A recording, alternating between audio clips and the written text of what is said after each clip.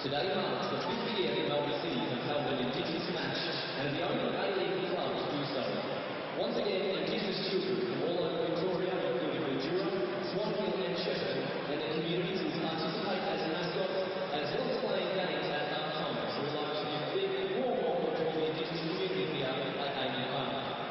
But right now, we'd like to welcome community elder Mark Rose, who will assist and perform in acknowledgement of country, and Ronnie Murray, Wamba Man, will play the didgeridoo and bring his spirit to sustaining. So we much appreciate that you all close your eyes to assist in this process.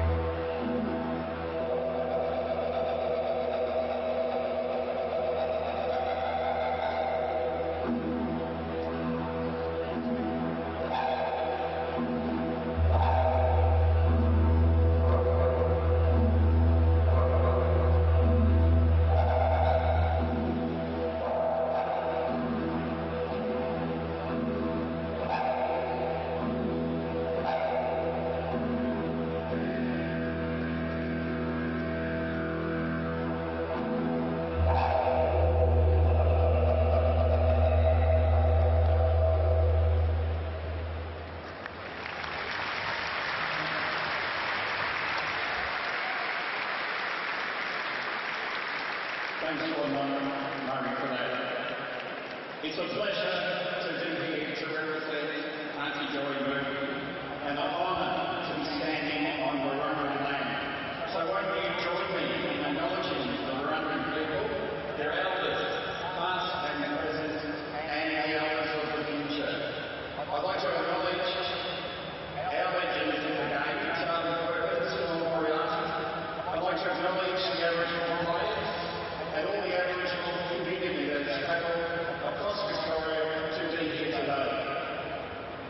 This game, the Indigenous Recognition Match, is a great example of recognising the rich culture of this community. So may the best team win.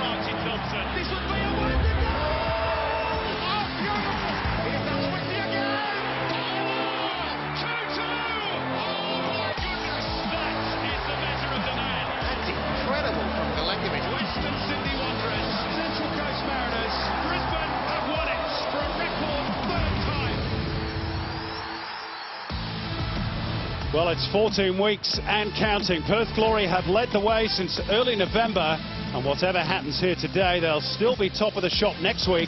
But the gap has closed, and after the week from hell off the park, can the Glory maintain focus as we reach the business end of the season? Melbourne City, of course, have their own issues, dumped out of the top 6 by Brisbane last week. And their new owners wouldn't look too kindly on another season without finals football. Whichever way you slice it, it's an important afternoon for both these clubs. Let's take a check on the team news, starting with Melbourne City, who make 2 changes from the starting 11 that got a point in New Zealand last week. One enforced, of course, with Damien Duff seemingly out for the season with injury. That means a bit of a reshuffle, with Robert Corrin pushed further forward and Eric Partaloo returning after missing the last 2 with a calf problem. The other change is an interesting one. Safawan Baraharudin is replaced at right fullback by former Newcastle Jet Q Yallins. The last time he played that position, he had a bit of a nightmare against Brisbane. That, of course, for the Jets. Now, 2 changes for the Glory as well. Ruben Zatkovic is left out, with Michael Thwaite shifting into a midfield role and Dino Djurbic returning to the defence after serving a ban. Richard Garcia misses out on the start against his former club as Chris Harold is drafted in.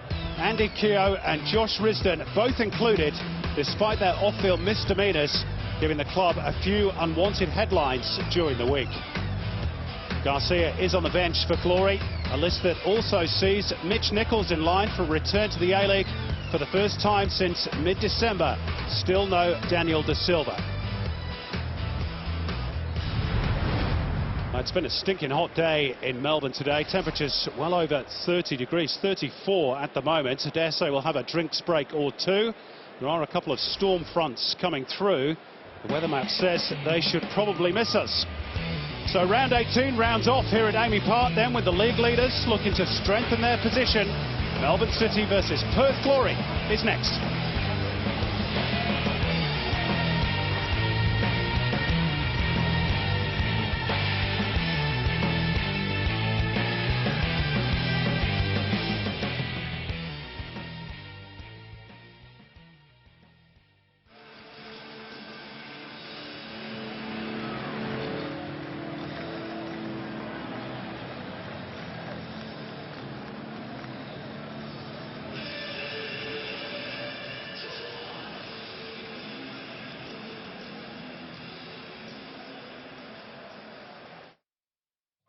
Now, here's your club.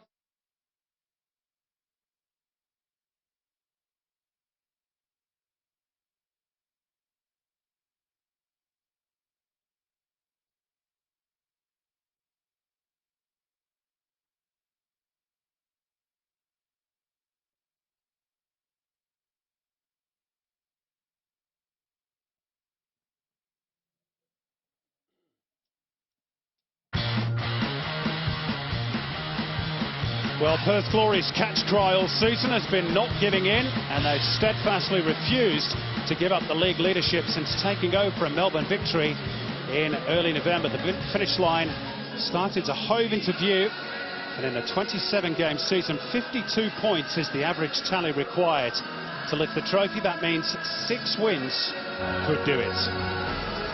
John Van Schip in charge the last and only time Melbourne City reached the finals back in 11-12. And of course they were well beaten by the Glory by 3-0. Perth went on to reach that year's grand final. Kenny Lowe signed a new 1-year contract this week and is seeking to follow Mitch Davray and Bernd Stanger into the history books by winning a trophy as coach of the Glory. Referee today is Jared Gillett, the man in charge, you might remember, of that 2012 grand final between Raw and the Glory. Brad Hobson, Luke Brennan run the lines. Lucien Lavador is the 4th official. Interesting to see Q Yallins back in the A-League, starting at right fullback today. The last time he played against Perth Glory for the Jets earlier on this season, he was sent off for a rather rash challenge on Scott Jamieson, and those two perhaps in direct opposition again today. As for Rostin Griffiths, little milestone for him this afternoon, his 100th A-League game. There is a rumour or 2 he might be heading off back overseas at the end of the season. We shall see. Danny Vukovic in fine form last weekend against Adelaide. 6 saves in total, 3 of them crucial ones. And away we go. Perth Glory have got an excellent record on the road this season. Just the 1 loss that came in the early part of the campaign away at Adelaide United. At the start of this season, a fair few people were tipping Melbourne City to be the champions. And a fair few more, Andy Harper, thought Perth would be outside the top 6. Just goes to show how difficult the A-League is to predict. Very difficult to predict. Today, Simon, and having just watched Newcastle and Wellington, you can understand why it's so difficult to predict. And Perth Glory have had an awkward week. I'm sure they've been champing at the bit to get back on the field and do what they've done well this season, and that's play football. Chris Harrold trying to thread one through early for Andy Keogh, who is offside. Keogh, of course, was at the centre of most of those headlines, and a very tetchy press conference held by Kenny Lowe on Thursday or Friday. Andy, most unlike him, not particularly eager to answer journalists' questions. Yeah, it wasn't great form. And I hope it's all upwards from here on that front. Interesting, Melbourne City's not just the recruitment of Q Yarlins. I know they've had a lot of injuries, but to start Q at right fullback. Now down goes Melling, and there are 1 or 2 appeals from the crowd for a penalty. That isn't given, nor is the corner for the home team. Dennis Kramer with the challenge. It was outside the box in any case, and he won the ball cleanly, did the Slovenian.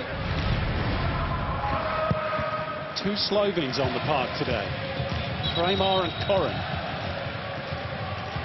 That's got to be a first for National League football in Australia. We've got to restart here, Simon. The goal kick didn't go out of the penalty area. People are wondering why, just to finish that point on Q Yarlins. He had a lot of experience with the Dutch national team at right fullback. Of course, that comment was made ad nauseum when he played there for Newcastle against Brisbane. And Phil Stubbins jettisoned that strategy pretty quickly because he was awful that night. Well, let's see how he backs up here. Right fullback against Sydney, who's got a bit of toe about him.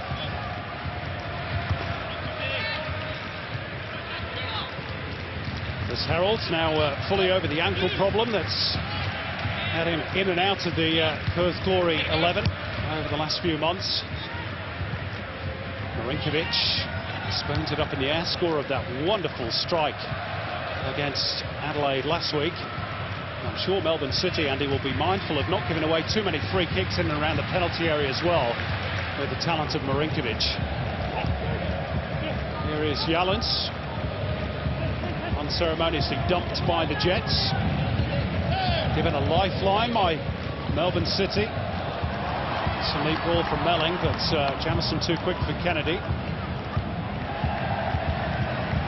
Very important for Perth here today that they make a better fist of the first half than they did last week against Adelaide. They got out of jail last week against the Reds. The game should have been finished by half-time.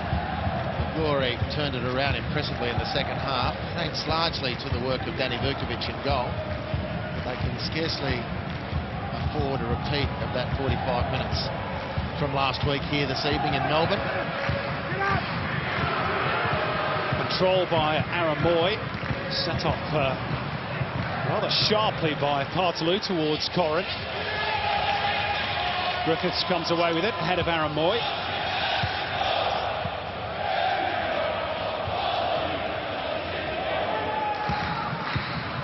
What about the positional switch for Perth today with Michael Thwaites, at least on the team list, starting in defensive midfield? Yeah. We wonder whether they might go with a back 3, Perth. Yeah, no, well, here's kind of that defensive midfield position, and he's certainly capable of doing the job there. Very much so. Interesting choice in the sense that he and Julbich have been such a strong central defensive pairing. Kramer's come in and done well enough to force that reshuffle. He was superb in the latter stages against Adelaide last week. This is Moy. And here's Jack Clisby against his old club, of course. Never scored in the A-League. That would have been a nice moment for him against the team he left a couple of months back. And he's slotted in really well as a Melbourne City player. Ben Garuccio is looking a good at left fullback. An injury has curtailed his run. Clisby's got the chance, and he's looked very, very good as a Melbourne City player. He looked good as a Perth Glory player as well, but not often easy to move into a new club mid-season, but he's done that job well, Jack Clisby.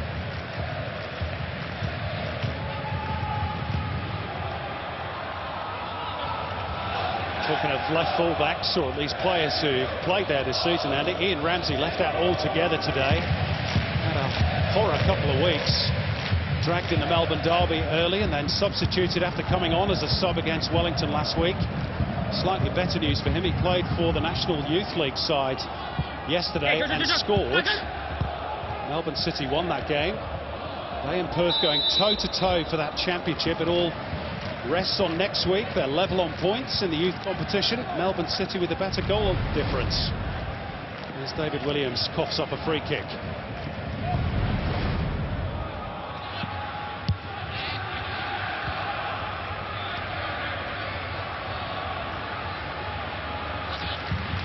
Moy gets clear of Risdon, turns inside.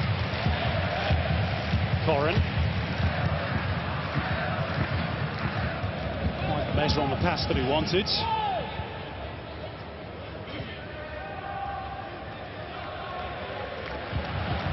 Kisnorbo. Gets it back off Clisby. Connor Chapman. How much steadier has the Melbourne City defence looked since Connor Chapman started playing regularly. Melling away down the right, corner for the home team. One of those two names, Chapman and Melling, the youngsters, who've been the key catalysts for Melbourne City, failing to convince anyone, to at least starting to convince themselves they can do something, get on a little bit of a run, accumulate points. Very important inclusions, both Connor Chapman and Melling, Jacob Melling.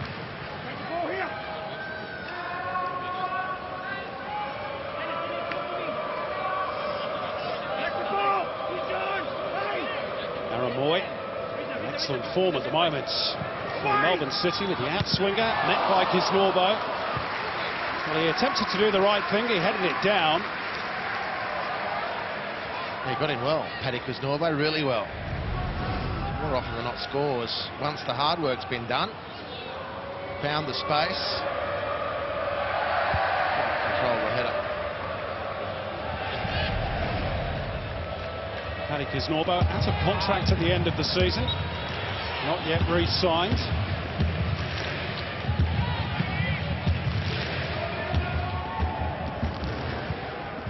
Kramer. Sydney goes to ground.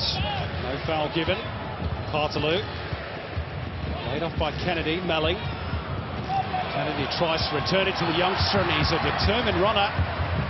Got a second ball on the park at the moment, which could have been distracting for the players. Quickly dispatched to the sidelines by Dennis Kramer.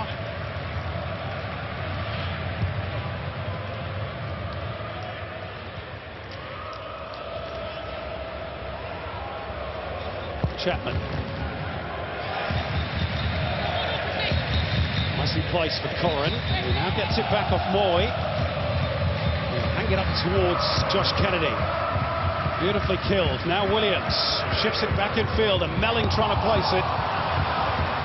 Melbourne City have started the better of the two. Yeah, good link play. Josh Kennedy found nicely by Corrin. Brought the ball down beautifully and then set it up. Jacob Melling via David Williams.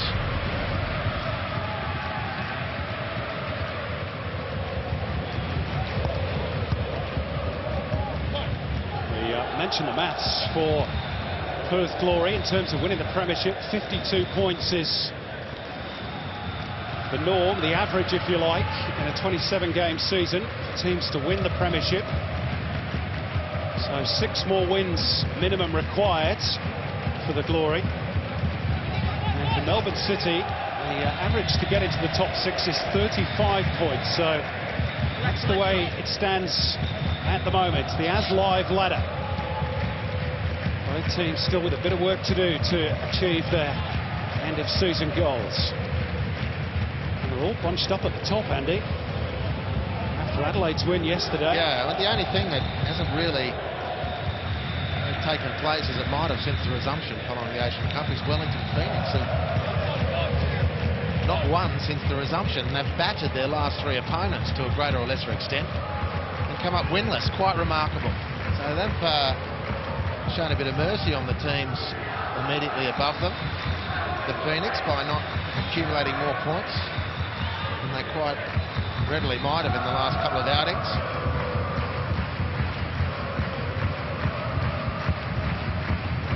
I suppose you can argue that City did Perth a favour last weekend by taking a point at the Hot Wreck. No win in 4 now for Perth, their worst run of the season. This is Williams. Jamison trying to burst his way through, gets the decision, quickly taken free kick. And John Van Schip's unhappy that the free kick was taken from further forward than perhaps it should have been. It's come to naught for the Glory.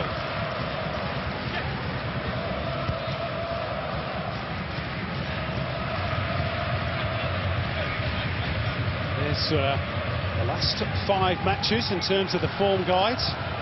Very similar, really, isn't it? In fact, it's Melbourne City who've got more wins than the Glory, and there's their next few matches.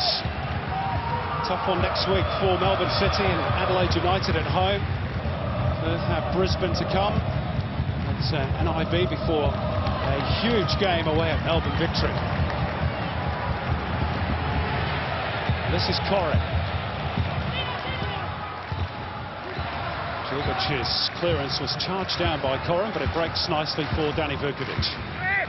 Interesting challenges for Robert Corrin, who is nominally lining up as the left winger in the 4-3-3.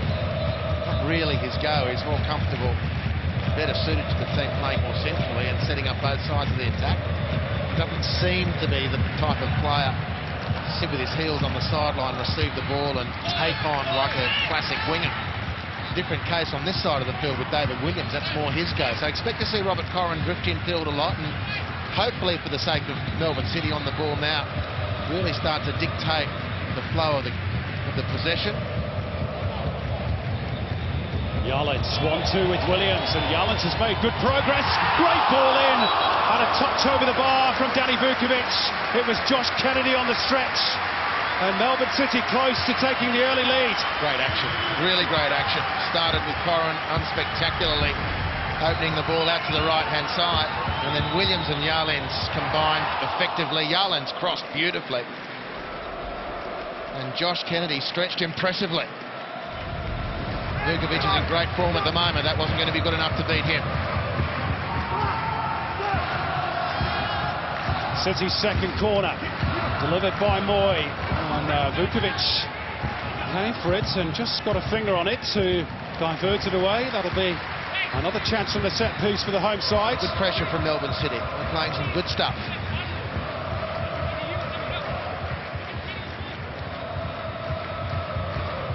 Josh Kennedy, close to his first Melbourne City goal. Back where it all started, of course, for him in a club sense with Carlton 15 years ago.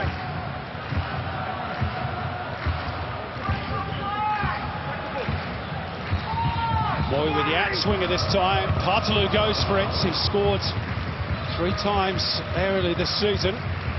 Not on that occasion. Now that should be a hell of a contest. But City have come up in front the last, well, at least from 2 corners, because Norbo won 1 header, and most recently Eric Partaloo. Djuric was beaten to the punch. That's a heck of a contest, that one, from set pieces.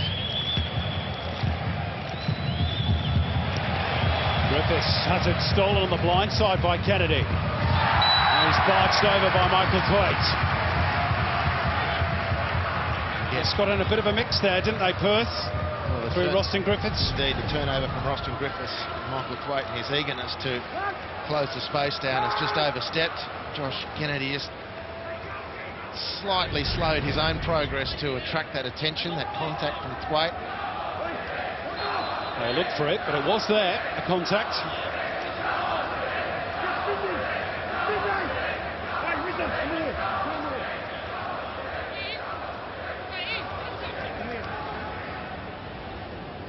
Robert Corrin standing over the ball, but Aaron Moy, of course, is probably the go-to man in these sort of situations. Has scored some belters down the years, but he goes short for Corrin. Back it comes, Moy blats it, hits David Williams. And Glory scramble it away, back in by Clisby towards Kennedy. Williams across the face, Hartley trying to cushion it. And it comes to nothing. Yeah, not a bad idea from Eric Partaloo. Just quite get the finesse on the touch for Connor Chapman, who was free. And again, just rickety defending from Perth. They're under a significant amount of pressure at the moment. Good credit to Melbourne City for dominating the opening of this match. 15 minutes, 5 attempts on goal. Perth have barely been out of their own half.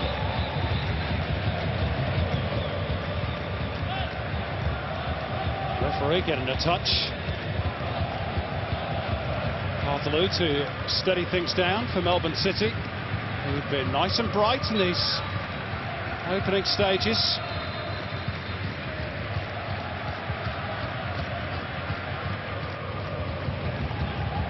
Chapman. You mentioned those set pieces, Andy. Perth yet to concede from a corner this season. Twice Melbourne City have given them a bit of a scare in these early minutes.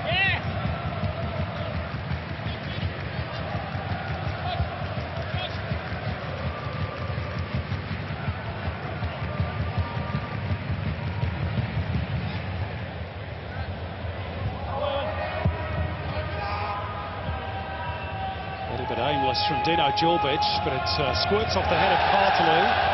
Keogh giving chase. Norbo feeding Chapman. And now with Jallins. Hugh Jallins, of course, well known to John van Schip. He was part of the Dutch World Cup squad in 2006, Jallins. And John van Schip was the assistant coach in those days for the Dutch national team. Feels he can do a job for him. Lovely turn by Kennedy, just held up. Now Melling to drive it, and Vukovic just stuck out a right paw. Just instinct, really. And Perth survive again, but for how long? Jallins. Dug out by Melling, who then got a whack to the back of the ankle.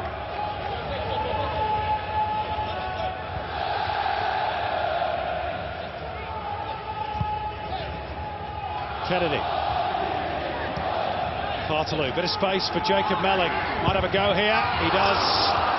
Hits the stanchion. Not bad. Well, a super start to the game by Josh Kennedy. He is looking fantastic in these early moments. The use of the body, the change of direction. Now this took a little deflection. And still not good enough to beat Vukovic. And this one had a lot of swerve. Vukovic comfortable from the start. Melling might have done better. Had plenty of time and is due a couple of goals. He knows it. He's made a serious impact on this team in a very, very positive sense, but just needs a couple of goals to cap things off. There's Andy Keogh. That's the first time we've mentioned his name. He and Sydney getting their wires crossed.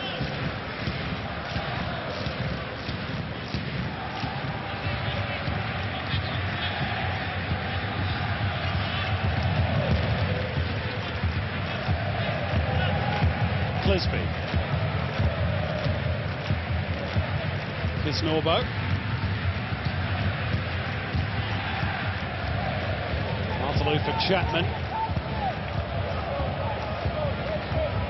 Watched all the way by Scott Jamieson.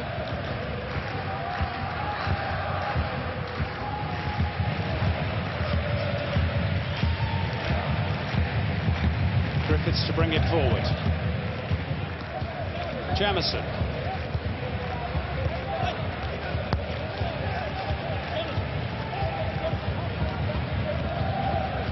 Perth just happy to have a bit of possession and try and take a little bit of the sting out of the game. Vukovic has turned it over. Corrin. Have off Jamieson.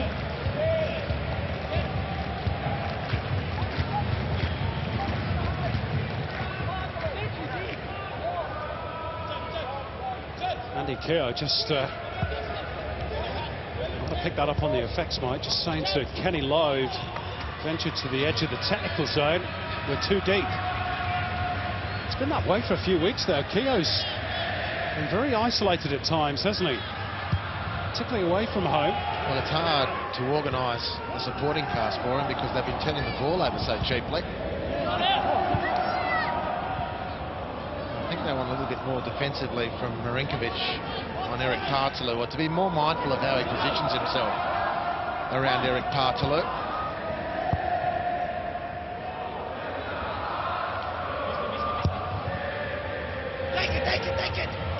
Decent distribution from Danny Vukovic, but a poor piece of control by Josh Risdon. And it comes undone again. This is the problem for Perth. But happy to report, very happy to report, the intensity from the Glory compared to this time 7 days ago is much better.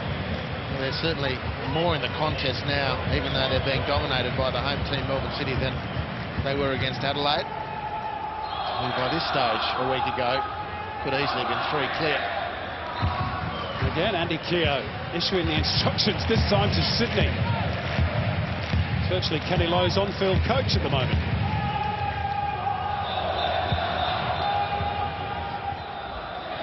Now the two of them link up. Brazilian driven backwards by Melling. Gets it back off Kramer. Griffiths asking Sydney to go off on a run, and he does. But Harold is starting towards the near post. Sydney stumbled, and now he's lost the ball. But an example of where Perth can do some damage to Melbourne City. They've barely had any attacking opportunities at all. Too much turnover, etc. But when they get to set, Sydney is a great outlet for them down the left touchline. Kenny Lowe just saying, get that cross in, quick as you can. Harold's offside.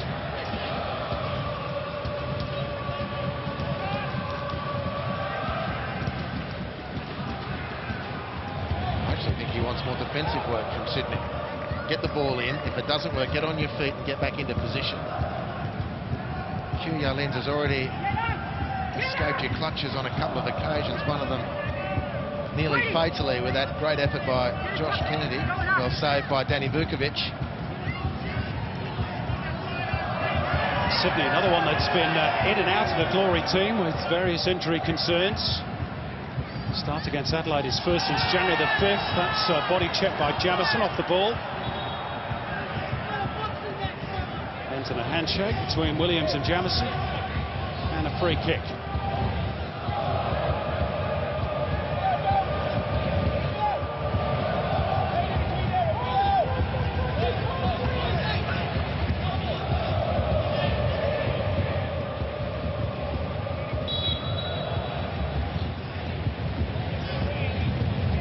Plenty of aerial threat for Aaron Moy to aim for. Good tail to it as well, and it was Kisnorbo who arrived at the back post. That's three.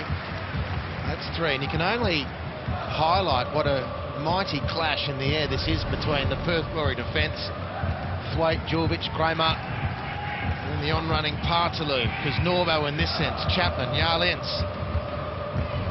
Josh Kennedy, let's not forget, at 6'7", though he hasn't featured yet in that particular discussion. But that's 3 great chances now for Melbourne City from that phase of play.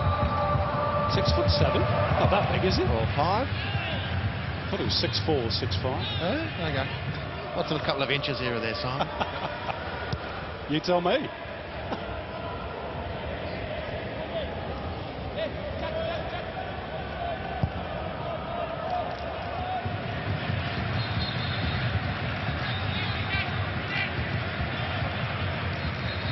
Is he the tallest player on the field? Probably. Eric Partaloo might run him close.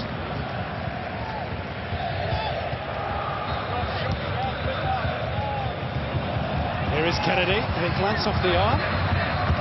Maybe a suspicion of that. He's looking good, though. I mean, this is a little bit of a clinic at the moment. The youngsters at home aspiring to play in the point position, the number 9 position, the centre forward position. The way Josh Kennedy is using his body, shielding the ball, holding off defenders, finding space for himself. Fabulous opening 25 minutes from the former Socceroo.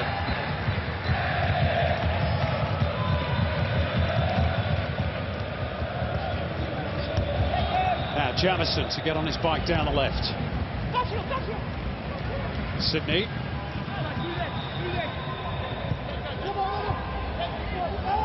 1-2 with Marinkovic. Sydney still going. He's done well. That's the one. He's the man at the moment, Sydney. He might be irritating one or two of his teammates as the instructions have been barking out around the place, but he is a very dangerous option for them. Look at the way he just burns Kyolins.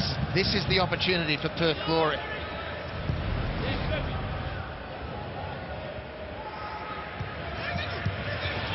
Now Moy's been caught in possession in a rather dangerous area. It came off the arm, did it, of Partaloo. Attempted prod through from Marinkovic for Sydney. That was brilliantly read by Connor Chapman. Gee, needed to react quickly for that one. Sydney looked to be through otherwise. Andy Keogh's thrown a little too quick for Jared Gillett's liking. Better intent from Perth. We've seen with a couple of free kicks, then that throw in, how eager they are to get momentum into their own game.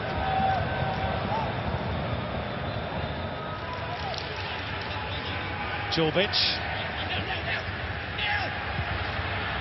Trying to steer it inside. It's Robert Corrin. Looks to see it behind, and he does. Skull kick.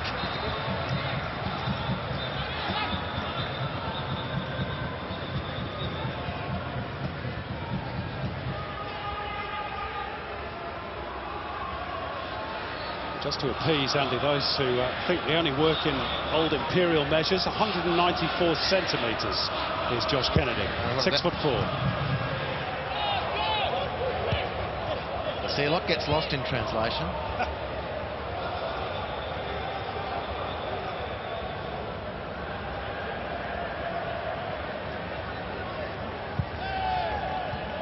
Turn is the cry to Jacob Belling, which he had time to do. And put it straight at Julbic. Run powerfully in the air by Yalitz. Now Kramer. He's a good player. Dennis Kramer. We shouldn't perhaps be surprised, but you never know. Sometimes recruits in practice don't add up to the sum of their CV or the expectation, but he's settled in nicely. Riston to float it in. Glanced off the head of Keogh. Cleared upfield by Yalitz. Flicked on by Williams.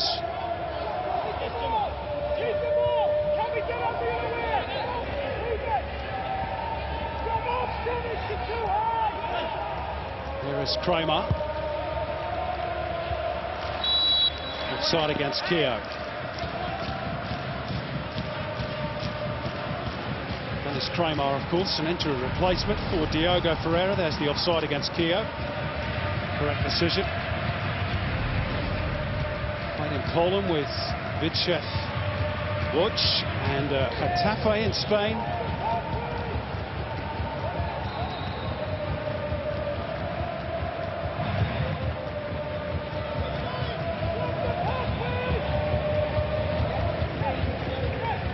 Such a good job that Michael Thwaites been shifted into defensive midfield. And you look at that midfield or defensive block now. It's very, very physically imposing, and it is very, very difficult to break down defensively for good footballers, good defenders. The two centre halves, Julbic, Kramer in front of them, Roston Griffiths and Michael Thwaite. And that's as good a block of four as you'll find. Josh Kennedy had gone too early.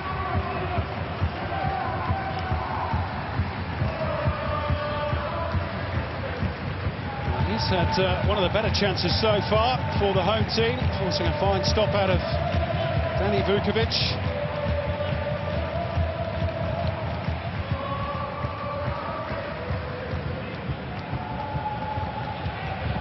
Most of the early opportunities have gone the home team's way.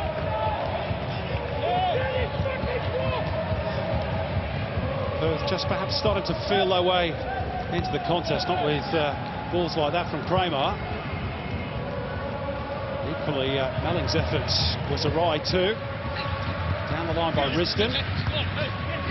Kept alive for Perth, and this is Keogh. Cut off with a pass by Partaloo. Well, it's a much better part of the game now for Perth, simply because they're keeping the ball a little better. It's taken a lot of pressure off them. very hot conditions here. It's difficult for teams to run at full tilt for 90 minutes. Melbourne City are going to go off the boil at some point. And you can speed up the arrival of that point by keeping the ball yourself, which Perth have done better in the last few minutes. Kenny Lowe wanting more, of course, which is what you'd expect. Well, they've just earned their first corner of the game. You can hear the travelling Glory fans in the background. Half an hour played. They've been on the back foot for most of the early exchanges. Marinkovic's delivery. Griffiths trying to return it and then hooked up in the air by Thwaite. Julbic goes for it, won by Kennedy, helped on by Moy. And now Corrin will look to launch a counter. If they can find Aaron Moy on the left, they could be in here, City. And he is beautifully found by Williams. And Moy, this is excellent stuff. Robert Corrin, up until that moment, that is. Still Corrin. Down he goes in the box. There was a little bit of contact. Waved away by Jared Gillett. Now Chapman in a battle with Andy Keogh at the other end. Oh, it stayed alive. And Keogh could be in here for Perth Glory. Keogh trying to curl it. Oh, with the fist. That left hand upright. Really worth a go. And the chance came because Andy Keogh refused to give up on Connor Chapman, won the ball back. So this is a clear discussion of penalty or simulation.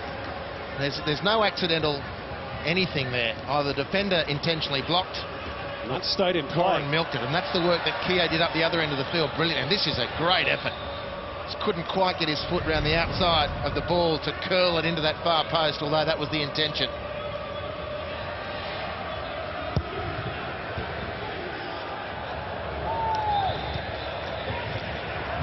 A little nudge there by Kennedy.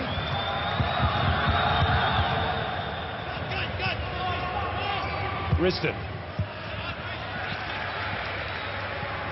Twisby well positioned, gets the return off Moy. Williams onside, now Corrin. Kennedy, City threatening again.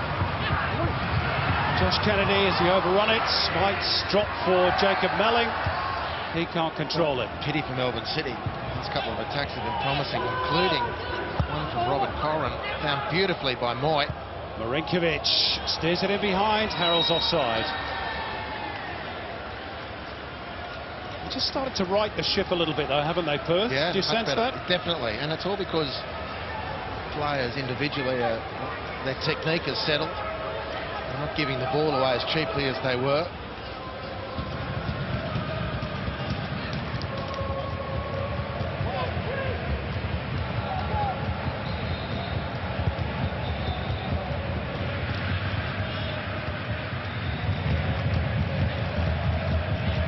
Twisby.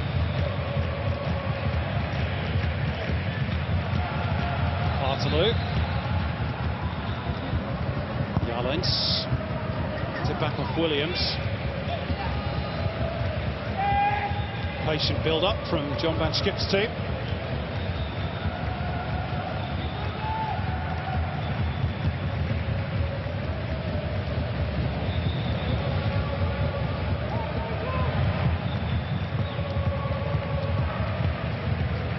Connor Chapman.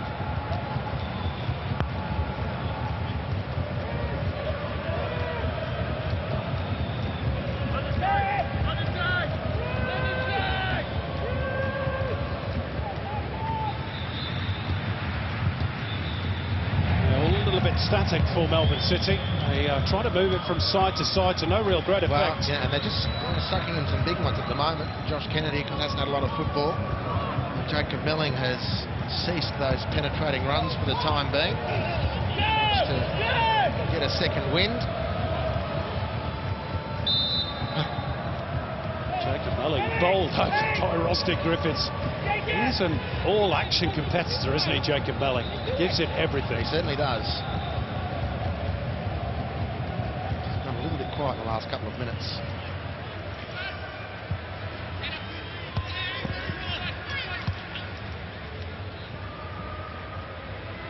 Chris Harold for Perth.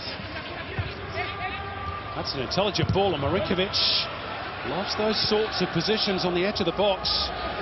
All of his 4 goals this season have come from outside the area.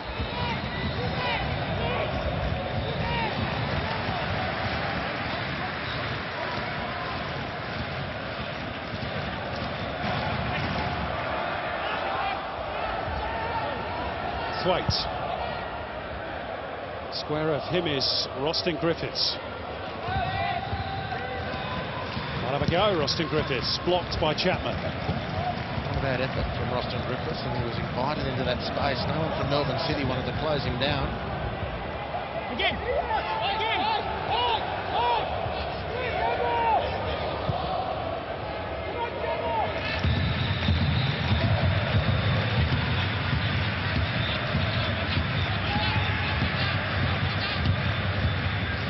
Jorvich going cross fields. A little bit of a heavy touch off Jamison.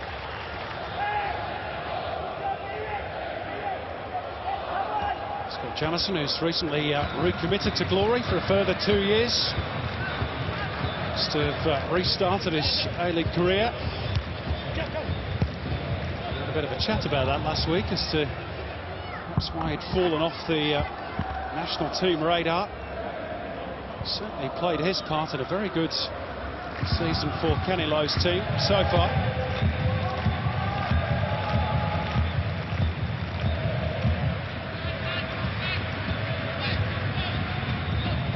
Moy.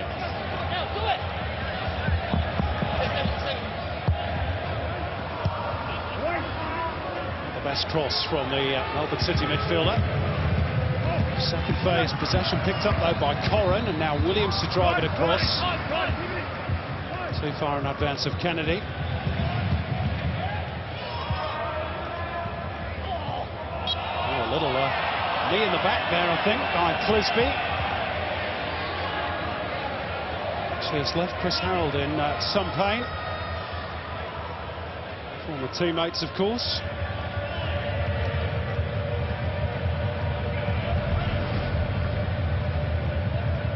Just on the small of the back. He was fairly poleaxe, wasn't he, Harold? Skewered, I'd say, by that kneecap of Clisby.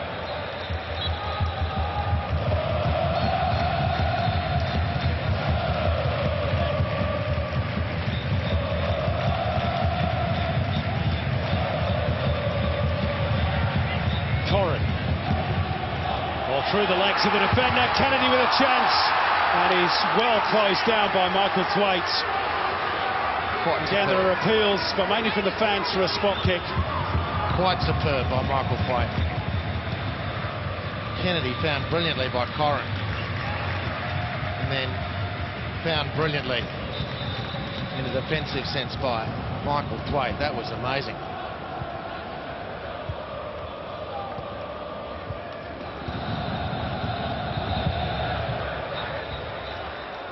Yallens looking for and finding momentarily David Williams.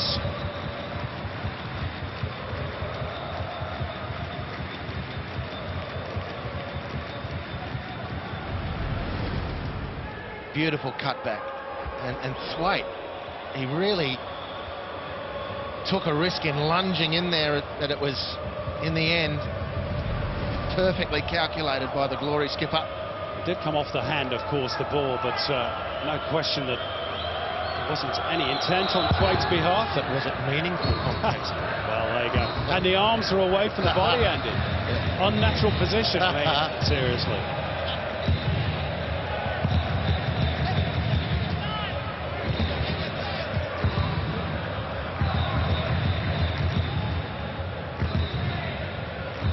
Yallens finds the gap for Melling. Williams, and it's too deep for Josh Kennedy. Not quite found his radar on the flank yet, David Williams. Maybe Aaron Moy will here. Forced to check and turn and finds Corrin. He prods it back to Aaron Moy. And that's straight at the goalkeeper. He just ran out of space there for that delivery. Aaron Moy. A game that's risen quite nicely in this 40 minutes. Good moments for both teams. Lion's share of the attacking chances have been with Melbourne City. Andy Vukovic has been called on to make one great save off Josh Kennedy. A couple of other attacks have come a cropper because of a poor final touch. And then Perth have looked likely on the counter-attack. Andy Keogh great appetite for attacking defenders and harassing defenders, making something from nothing. Sydney's looking like he's got potential down the left-hand side. And of course, there's Neboisa Marinkovic, who can score at a moment's notice. Jamison with the diagonal. Good climb by Chris Harold, who's given a bit back in the small of the back to Jack Clisby. How do you like it? I think he just said as much as well.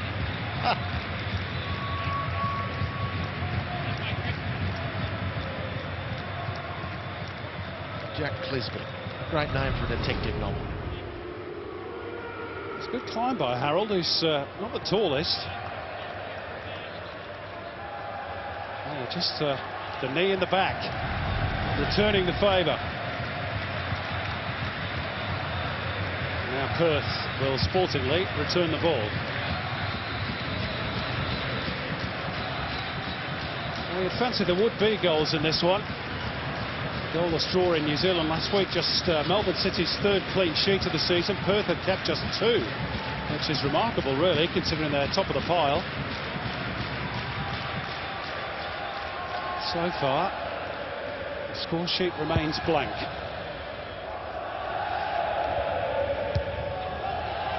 One in the air by Thwaite. Marinkovic. Slightly too far in front of Keogh. Valapi will clear. He too, of course, playing against his former club. 74 games for Perth Glory. Early part of his A-League career.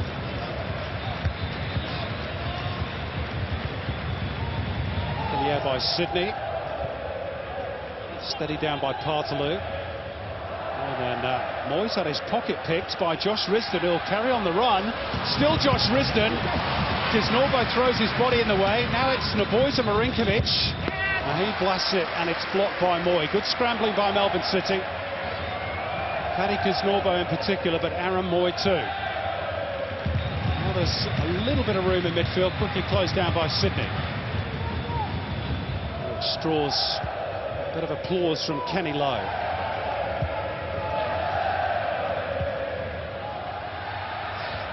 Marinkovic has let it get away from him.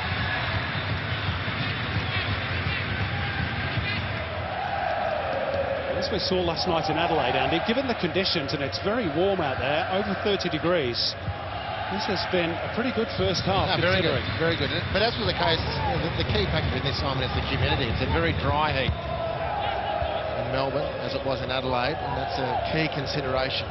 It's uncomfortable, but it's not debilitating, such as the games in 70-odd% humidity. We have them in the A-League from time to time. David Williams showing his pace to get away from the first defender, not the second. Got a great turn of speed there from David Williams. Beautiful close control, such a dangerous customer. And a wonderful balance. Cleaned up in the end. Succession of little impediments and nicks.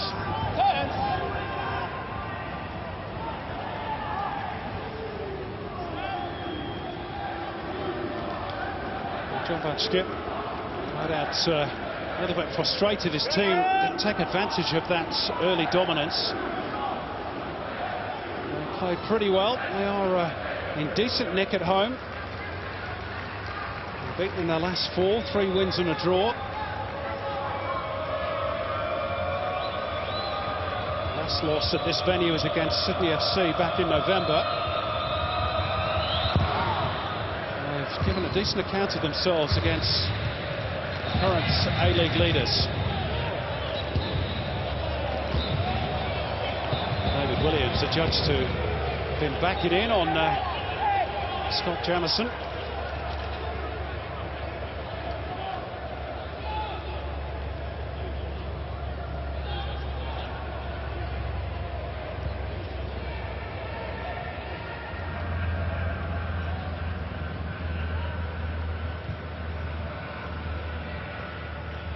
Jamison, time to measure the cross. It's not a bad one towards Harold, who met it on the full. Couldn't hit the target. Well, this is one of the weaknesses of the Australian game at the moment, Simon, heading the football. And that's not an altogether easy one for Chris Harold, but we've got to start developing players coming out of the system that can meet those challenges head on, if you'll excuse or accept the pun. That was a vicious cross whipped in by Scott Jamieson, a good one. And deserved a little better on the end of it, to be honest.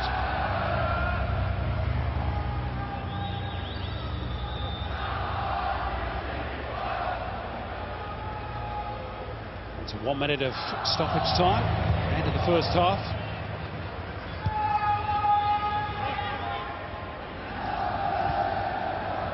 Point won't quite be enough to return Melbourne City to the top 6 if that's the way it ends up.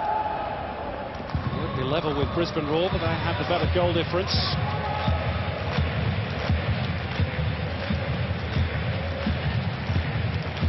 As for Perth, of course, it would take them a little bit further clear of Melbourne Victory and Adelaide United, but crucially Victory would have a game in hand and a chance to go top should they win that one. Risdon slipping it through, and Sydney was rushing onto it, but so too Tando Valapi. And that brings the first half to a close. Oh, decent 45 minutes. Q Yarlins on debut has had a good battle with Sydney. Andy Keogh with the best opportunity for Perth, who fought back well after being on the back foot for most of the opening 20 minutes. Josh Kennedy with a good chance. Jacob Melling forcing a fine stop out of Danny Vukovic as well. Goals in this one you do fancy, but at the moment the score sheet is blank. At half-time then, Melbourne City 0, Perth Glory 0. And let's join Michael Zappone, who's with Eric Partaloo. Thanks, Simon. Eric, we've seen Perth set up a little bit differently today. The two central defenders and the two central midfielders, a different one than we're normally used to. Is that making it harder for you to break them down? Yeah, I think so, especially with the heat. You know, it was pretty of a surprise there. Pre-game tactics, so yeah, we've got to deal with that now and try and score a goal in the second half. You started really well, but let them back into the game. What changed? Yeah, look, I think just energy levels have dropped, and we need to go and refresh and come back out firing. Thanks, Eric. Cheers, mate. All right, all that action from the first 45 reviewed after this short break. Perth Glory, of course, on top of the table, but they haven't won their last 4. Can they turn it around in the second half? We'll find out after this short break.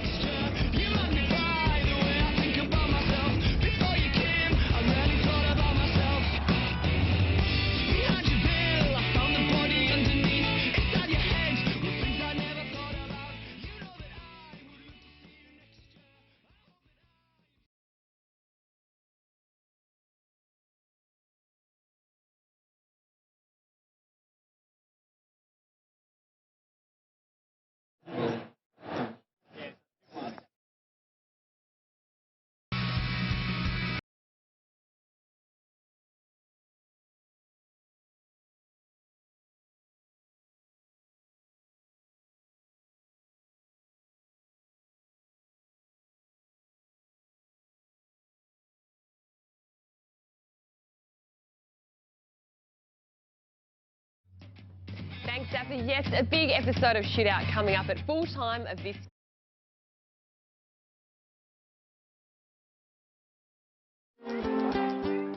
My name's Zora and I'm the club secretary of Altona.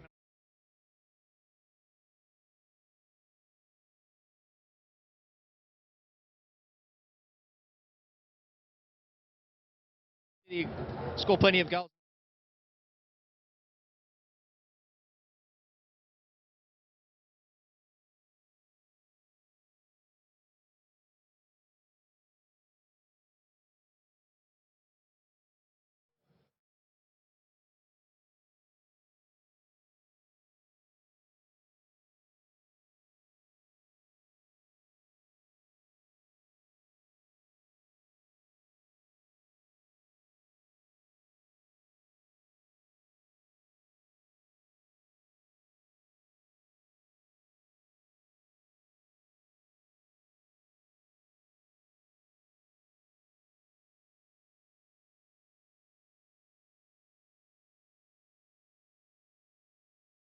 One, two, three, four, five, six.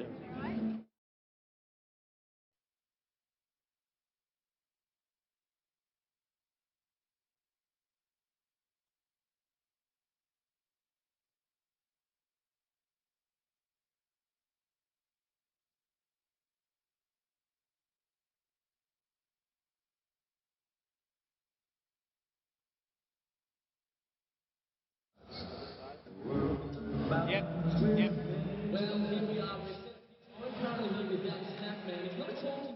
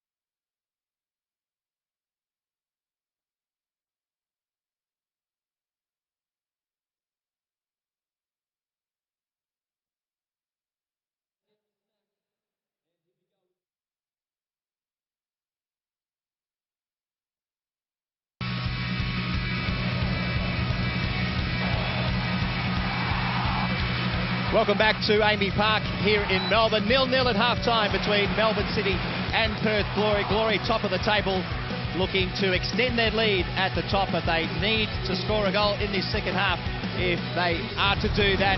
Melbourne City, in the last few weeks, we've seen some encouraging signs, but they come off the back of a 0-0 result last week in Wellington, and they'd be really keen to get all 3 points here, Andrew Harper, because Brisbane Roar are putting pressure on them on the scoreboard, at least in 6th position. That's right, Michael Zapponi. It's good to see you too. It's been a good half of football. Look, Melbourne City have been impressive. They've had some really good passages of play, and there were, because of the heat, there were moments when the intensity understandably dropped off, and then Perth came in and had a couple of chances themselves. The weight of the chances did go with the team that's dominated the possession, 52% for Melbourne City, and equally they've had more shots on goal, and more importantly, Zappers, more telling efforts on goal. Danny Vukovic has had to make 2 good saves, one particularly off Josh Kennedy. And basically, I think that stat sheet, not always the case, but that stat sheet is a pretty accurate reflection of the good half of football we've had here. Jack Clisby moved from Perth Glory to Melbourne City midway through this season, and he had the first chance of the game this afternoon. Yeah, look, I think he's made a really good transition into the Melbourne City Football Club. Jack Clisby, youngster out of Perth, of course, and not easy to move across the nation and between clubs when you're a youngster, and even less so during the season, but he's done really well. Now, that was the move of the match for me, and Kuyo Lenz, that's the perfect cross, actually, and Josh Kennedy stretching. He didn't do too much wrong there, Josh Kennedy. No. Look, maybe a few years ago with another quarter yard of speed, Josh wouldn't have been at full stretch, but still, even as it was, he made great contact, and Vukovic saved really well, as he did then off Jacob Melling with a slight deflection on the way through, and that's why Danny had that late touch down to his right. This was an interesting facet of the first half, and it was Melbourne City's dominance from crosses and free kicks like this, the set-piece situation from corners, 3 times, twice for Kuznaubo, once for Eric Partalou, that they had these opportunities to really hurt what is a very big Perth Glory defence. So that was a really interesting part of that first half. No goals to show, obviously, but I think a lot to work on for both teams. The last 20 minutes of that first half, Perth Glory really came into it, and Andy Keogh as a player could easily have not been here today, given the indiscretions last weekend in Adelaide.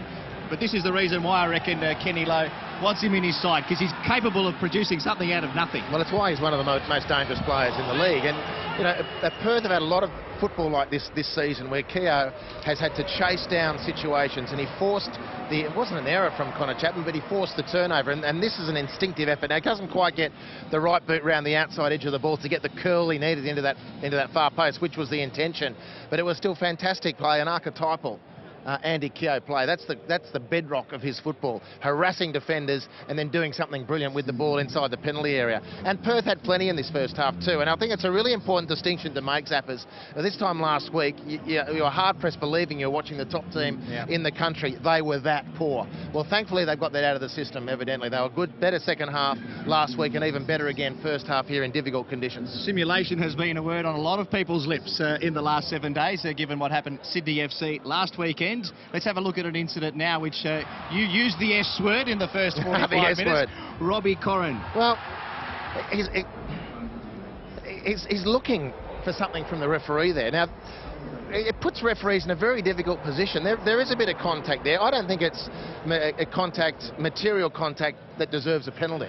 But then what do you do with a player who's trying to, is it deceive the referee? The language is too strong in that instance, but this is where all these debates roll around. Robbie Corrin entitledly thinks, I'm obstructed, I'm looking to the ref for some help here. The ref says play on, I think quite rightly. But there would be a line of discussion that says, well, Robbie Corrin, your job is to stay on your feet, not to go to ground and see if the ref will give you a favour.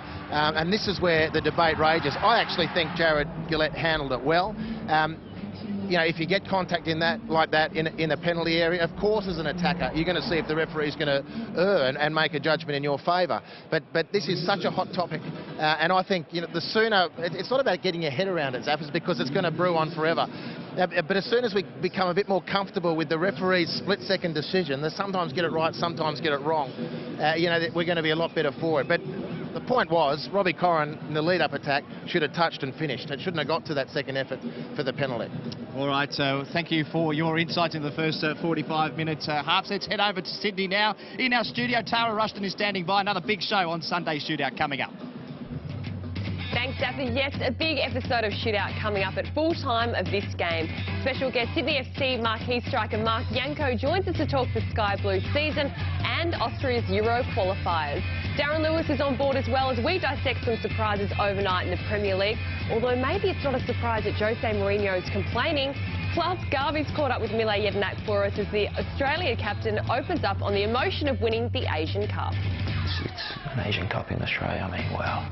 It's pretty special. It's giving me tingles now. All of that at 7 p.m. Eastern Daylight Time on Channel 505. Enjoy the second half.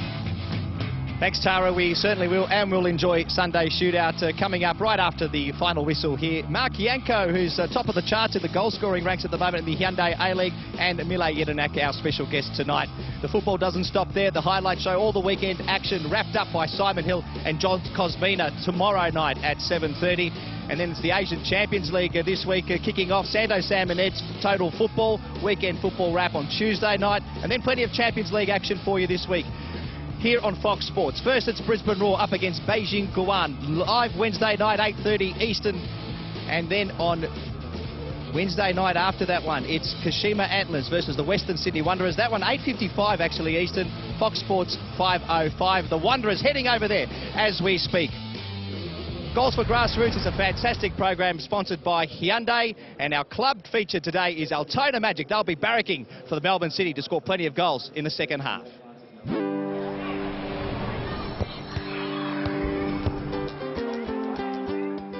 My name's Zara and I'm the club secretary of Altona Magic Soccer Club.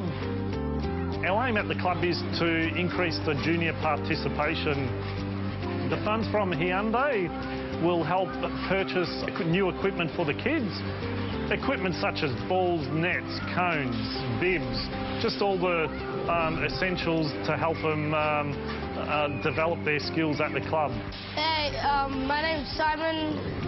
I've been playing here for 3 years. When I grow up, I'd love to be in the A-League. My name is Benjamin, and I like playing Altona Magic a lot because they're really awesome and I like their coaches. Go Melbourne City, get some goals, and thank you to Hyundai.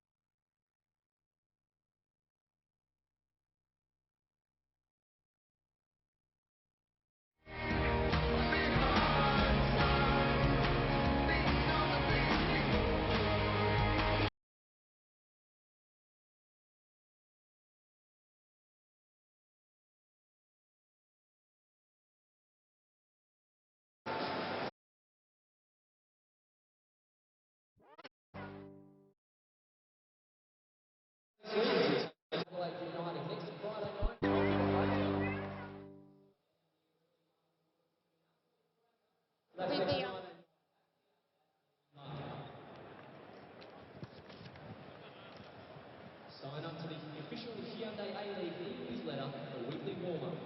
Finding the latest news and views on this Hyundai A-League, including video highlights, player profiles, behind-the-scenes content, and much more. It's the perfect way for you to prepare for the weekend match. Go to footballfamily.com.au and sign up today. Our beautiful game deserves a beautiful TV. TCL, available at Unreal. To celebrate the Hyundai A-League's 10th year, Hyundai are offering fans You just go for Q&A. visit Hyundai Australia's Facebook page to get your number city branded license now. Hey?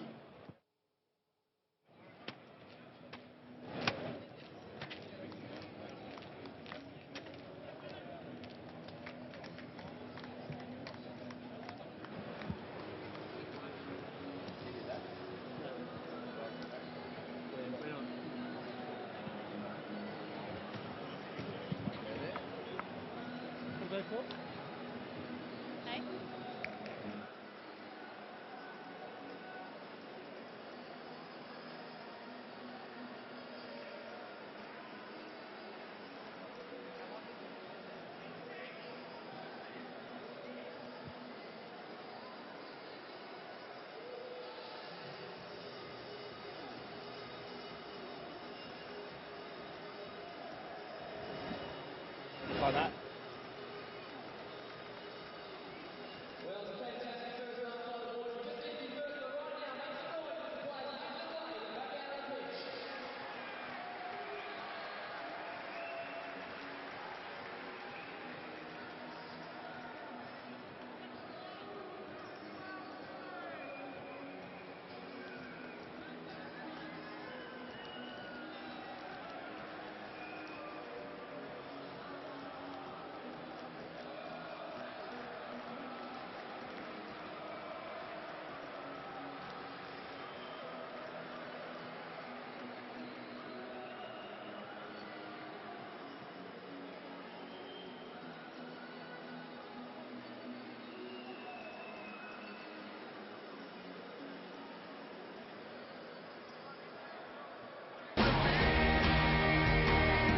Welcome back to Amy Park.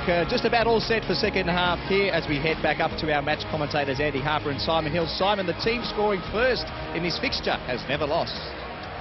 But who will get it? Thanks very much, Sapper. Melbourne City have scored in 16 consecutive home matches. Perth Glory have scored in every away game bar one. So surely the goals will arrive in this second half. Goalless at the moment.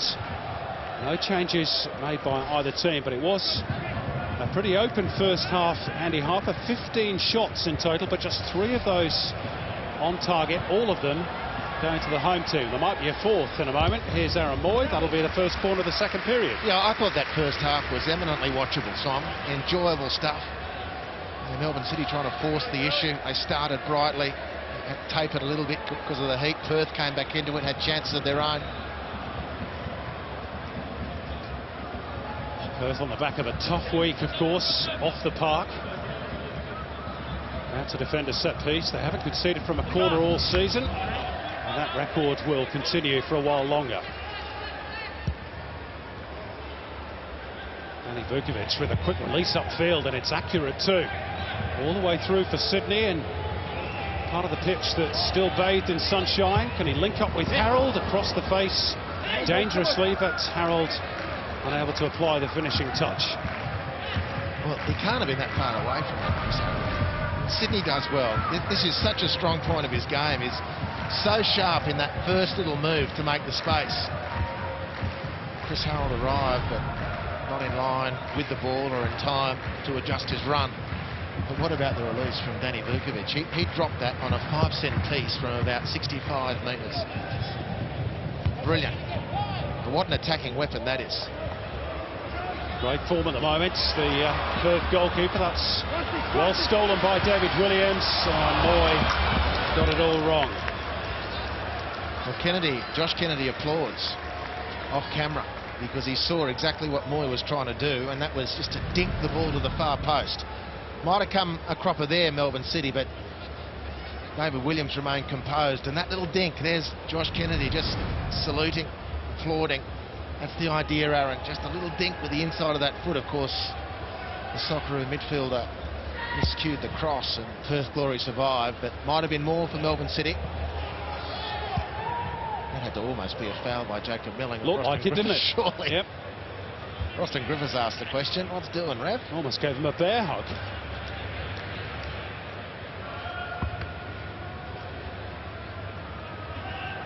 Roston Griffiths, such a key cog in Perth's successful season so far this campaign. Here he is on the ball. Normally breaks up attacks, this time trying to set one up. 100th A-League game today.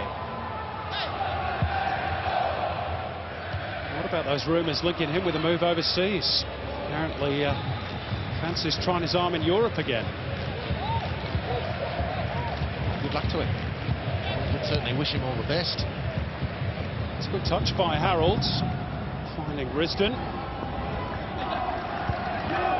Well defended by Clisby. Harold again. Marikovic strong-footed. Chapman having a stretch. Oh, Williams, risky ball. He's given it straight back to Perth in the shape of Sydney. Sydney riding 2 challenges and managing to stay on his feet. Gets it out wide right to Risdon. Good ball in, and Keogh is climbing, but he was also holding on to Connor Chapman. Well, great work, Sydney.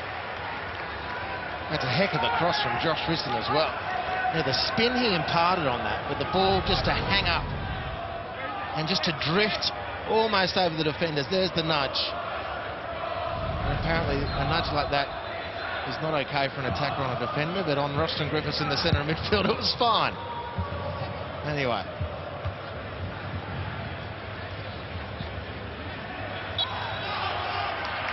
Just about to say Melling slips, but that's adjudged to be a foul. There's that talking point again. Roston Griffiths penalised. There was the man complaining some minutes ago. Anyway.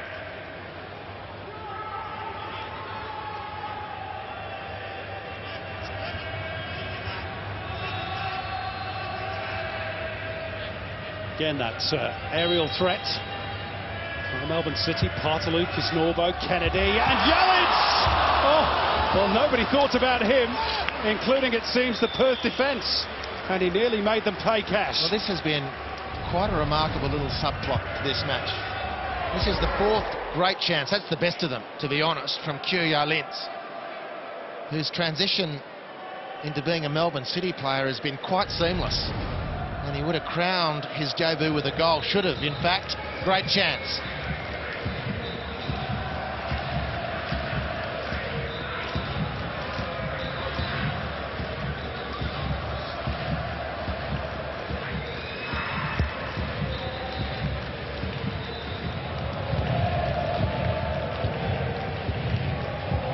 Griffiths scrapping with Melling for it and winning it. It's been picked up a little bit of a knock. Corrin. Must be along the deck for Moy. Good football by Melbourne City, and Corrin continues the run. And is found again by Moy. Too late for the cross. Kennedy won't get there. It's only partly cleared by Jamison. Melling on the volley. Might drop for Moy. Back with Corrin. Still inside the box, fired across, low and hard, behind by Julbic. Good stuff, great football, both teams. Good last-ditch defending from Glory. And nice attack from Melbourne City. The home team just couldn't quite get a meaningful play on the key moment, the key pass, the key header. And Melling's shot was blocked. Corrin's cross was blocked. City's 5th corner. And Moy puts it straight at Danny Vukovic. Keogh's forgotten to take the ball with him, but he remembers second time around, gets clear of Yellins. Now with Harold, who swap flanks with Sydney just for the moment. Attacks Melling. The challenge, corner for Perth. That's good stuff. End-to-end, right on the back of last night's end-to-end action in Adelaide. And the thriller in Sydney. We've got a really nice game of football brewing here. Wonderful attacking intent from both sides.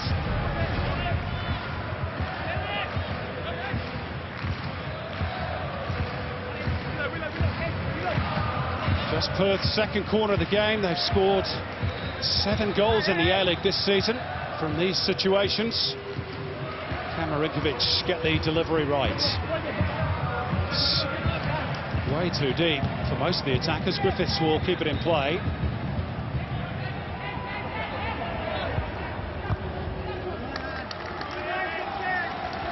Good diligent work from Jack Clisby there. As Roston Griffiths was away. The 1-2 exchange with Dino Djurbic if Clisby didn't stick his toe in. Launched long by Harold.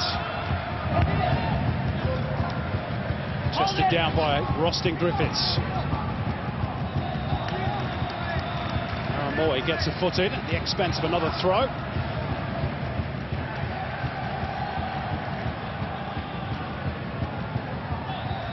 Harold trying to give Risdon an option. This time off Partaloo. Back in the Melbourne City team today after that 2-game absence with a calf injury.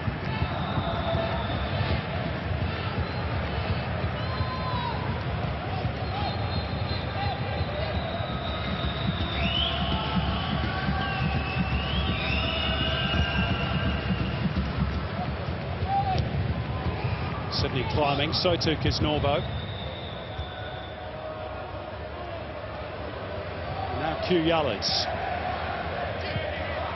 Interesting, Andy, to look at Perth Glory's run-in the race for this premiership. At their last 9 games after today, only 2 are against teams who are currently also in the top 4. Melbourne victory away and Wellington at home.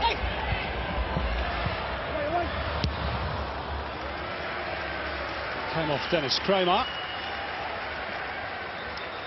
Well, Dennis Kramer's done a good job, but given the difficulty on occasion that Perth have had defending against Melbourne City's corners, he probably needed to do better on that one. This might be inviting trouble. 6th corner for the home team. Moy again, better delivery this time. Met by Griffiths, back in by Melling. Griffiths there for a second time. How about that from Kisnorbo? What a bad try. Does that count as a shot on target? It does, according to our stats man. If there's fair, then it counts as a save by Benny Vukovic. In great form, Vukovic, isn't he?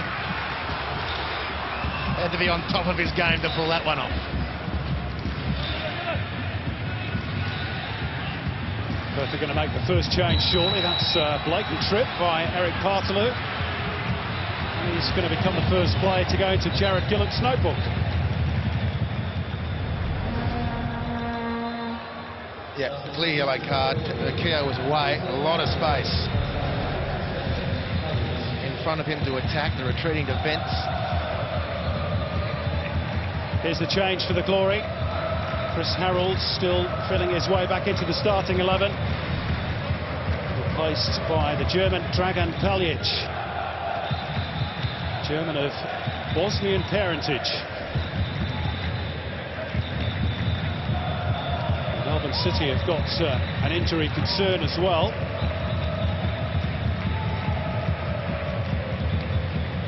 Jacob Melling looks to be struggling. So Mas Madoka, who's going through some rigorous warm-up activities.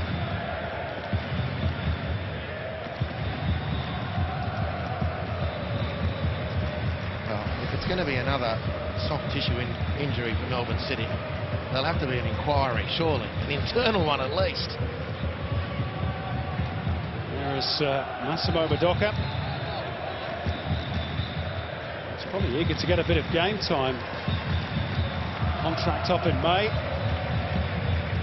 One dynamic player perhaps to be replaced by another. At the moment they're down to 10, Melbourne City. Floated in by Marinkovic. Too high for Djurbic. And interestingly, Perth Glory just told Mitch Nichols to go start warming up as well. Maybe that'll change the dynamic of the game. That change confirmed for Melbourne City, Massimo Madoka, on in place of Jacob Melling.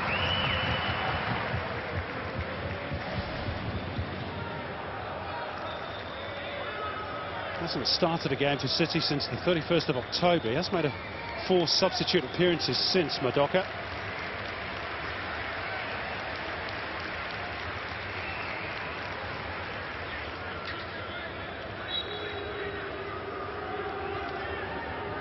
That injury list that you mentioned, Andy, for Melbourne City. Duff, of course, Viellart, James Brown, Ben Garuccio, Mate Dugantic, all on the treatment table at the moment, for one reason or another. Well, you do an audit on the amount of games missed this season by City players for what, in the business are supposed to be avoidable type injuries. Robert Corrin, of course, not cited headed by Robbie Corrin. Yep. That was the point. You do a season audit. They've missed a lot of football, Melbourne City players. Look, we're not telling the club anything they don't know. Very difficult to now maintain a consistent on-field challenge with so many instances of those types of injuries.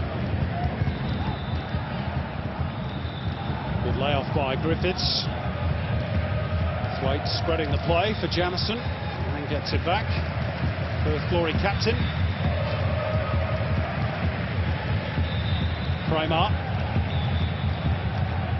fires it out towards Sydney, who was offside.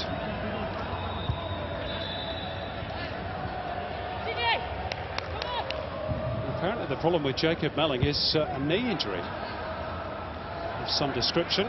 So he's off down the tunnel to get immediate treatment on that. He might have taken a knock. He did point to feel the outside of his knee as he walked past John Van Skip.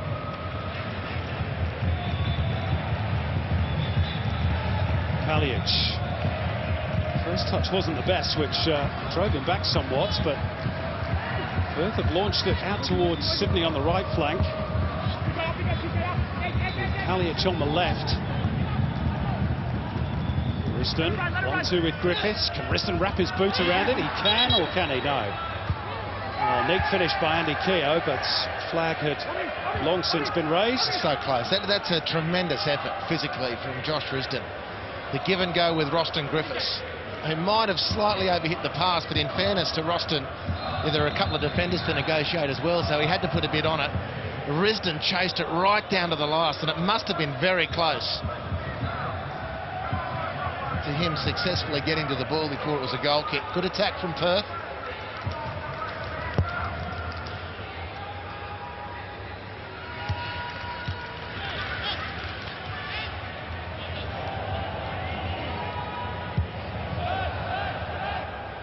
Turn is the cry for Aaron Moy. He obliges and then releases for Jack Clisby. Corrin. Looking for the run of Moy again. Well found. Prodded behind by Thwaite. Another corner for Melbourne City. Thwaite tracked Moy beautifully. Mitch Nichols getting ready. Be a great sight for Perth players, A-League fans, to see Mitch Nichols back on the field. Not been seen since mid-December.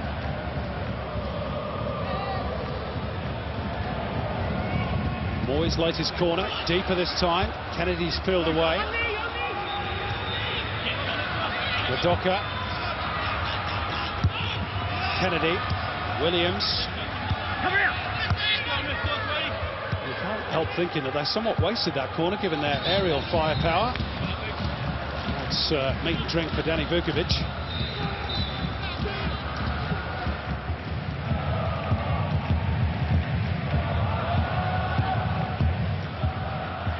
Madoka. Chapman. Moy with Sydney closing him down. And eventually the whistle does go. Jared Gillett just waited to see if advantage would accrue. Clearly not enough of it, so he blew his whistle.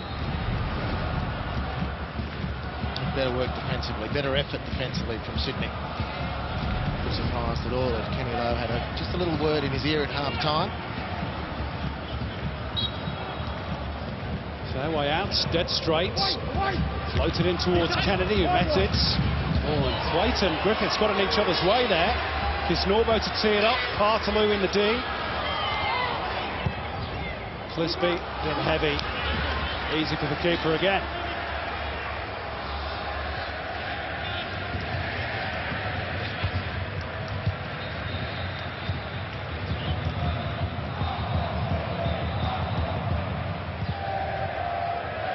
Kramer with the diagonal. Out by Clisby.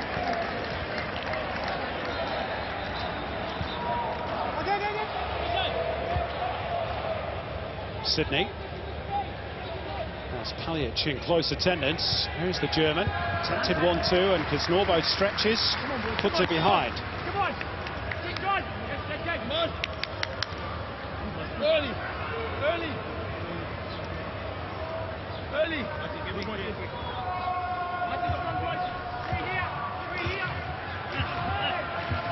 Corner count reaches double figures.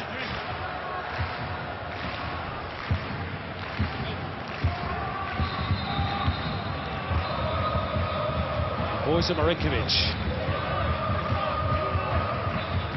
Try and pick out a teammate, perhaps Rostin Griffiths, perhaps Dino Jorbic. Keogh in there as well. Also angled in towards Keogh, well met by Yallins. One back by Kramer. Oh, and Palic has been caught by Williams, high foot. Painful one. Accidental, but still hurts. Well,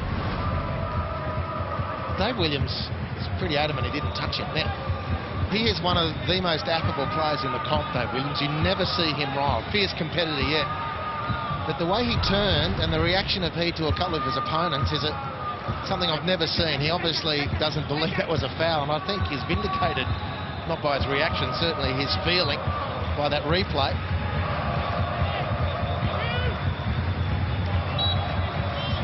We've seen the Boyza Marinkovic hit some beautiful free kicks. This is a long way out and dead straight, but looks as though he might fancy this. Goes low, and Williams turns for the arrow, but it breaks kindly for Griffiths, who chips it in, away by Kisnorbo. Picked up in the deep by Risdon. Now with Kramer. Finds Griffiths. Held up by Clisby. As a little chuckle, Rostin Griffiths said, "This is not really my go, picking the ball up as a right winger." And he won the throw. Risdon to fire it across, that's better, and Keogh! Oh, and Tando Valapi watched it wide, anxiously. He's not had many chances, Andy Keogh. But he's so good in the air. This is terrific technique. Look at how he meets the ball at the peak of his jump. He's not jumping into the ball, but he rises nicely and he meets the ball at the peak of his jump, therefore can control the header much better. And he aimed for that far post and wasn't far wrong, the Irishman.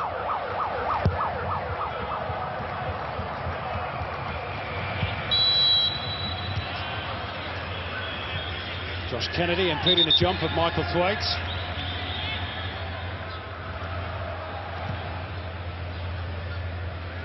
Two former Socceroo teammates.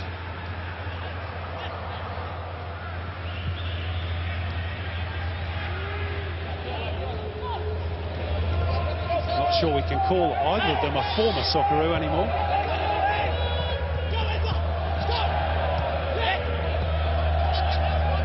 Risdon, good work. Sydney left it a bit short for him, but he was barged over in the process of going for that return pass, and they get a set-piece situation, Perth. Eric Partaloo's presence there, physically, the contact has had no bearing at all on that miscue by Josh Risdon, none whatsoever.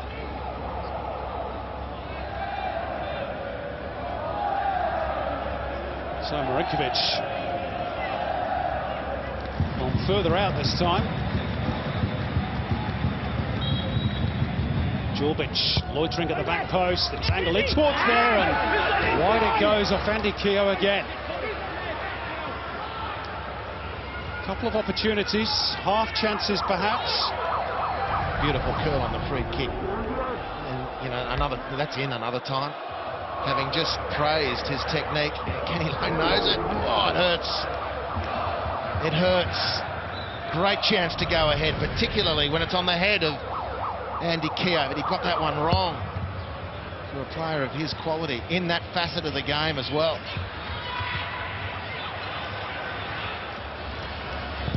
Clisby towards Kennedy, he couldn't get there. Perth appealing for hands against Josh Kennedy.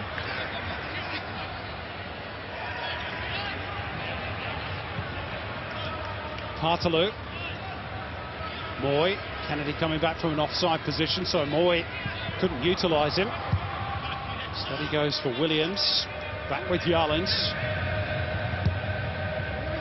Yarlins to float it. Kennedy climbing.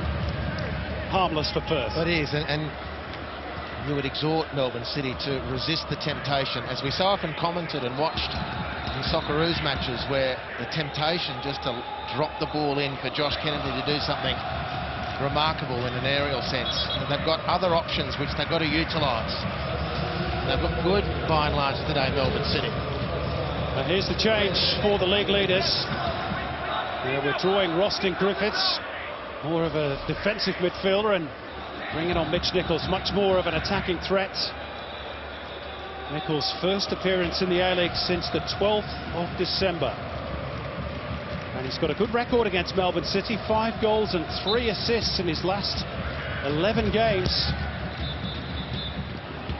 against John Van Schip's team, who of course used to be his City rivals during his brief stint with Melbourne Victory. Good release by Moy. Williams for Melbourne City, back heel by Kennedy. Madoka inside the box. Not really the sort of play you wanted that chance to fall to. Only 3 A-League goals in well over 150 games. Almost opened up for the home team. Moy trying to thread it through again. Away is the cry from Danny Vukovic, and Dino Djurbic puts it into touch.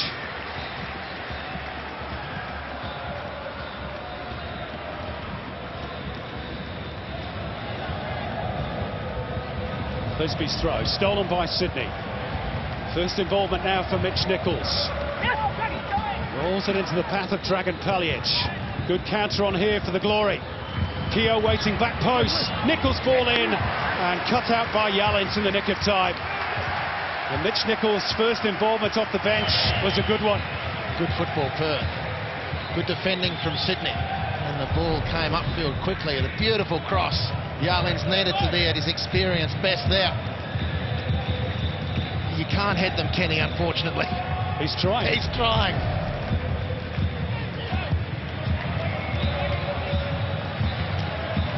"20 minutes to go, still no goals."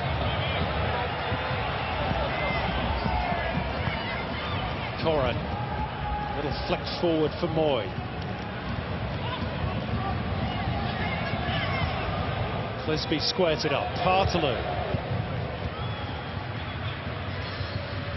Yarlins leaves it for Madoka. Hartaloo. Moy. Corran. Oh, miscue from Clisby. Momentum broken for Melbourne City.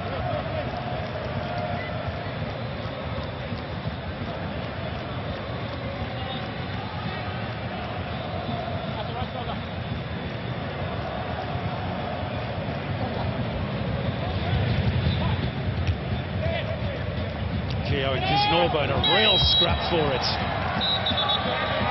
No quarter ass, none given there. I'm wondering whether they may have played against each other in the English Championship, Kisnorbo and Keogh. It's a championship type tussle, wasn't it? I don't think they'd necessarily have had to have played each other to have known exactly what each other was about.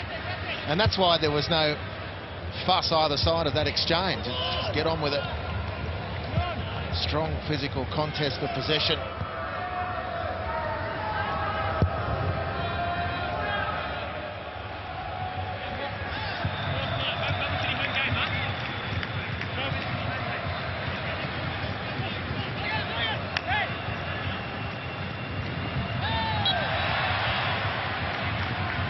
Kennedy bundled over by Kramer.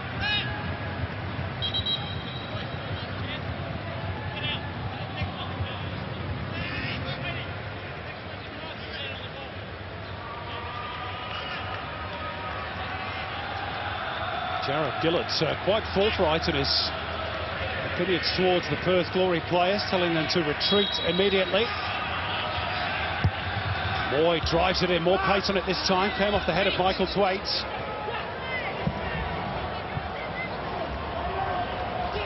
Hartley back for Clisby. They'll recycle it through Connor Chapman. Everybody bar Tando Valapi inside the Perth half. Hartley not making much progress here, Melbourne City. Yalins. Chapman. Now Williams. Intervention by Marinkovic.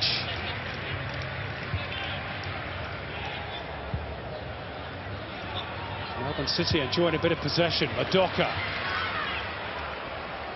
Williams will track it down. He finds the space for Aaron Moy. Promise here for Melbourne City. Drop of the shoulder from Moy. And he just ran out of real estate. And again, it's good alert defending from Perth Glory. Once the line was penetrated, David Williams was down the right flank. They regrouped accordingly, and the dangerous ball into the penalty area to Aaron Moy, and again Perth Glory regrouped. In the end, outnumbering Moy and suffocating his chance. Last-ditch defending by Perth Glory has really been very, very good today.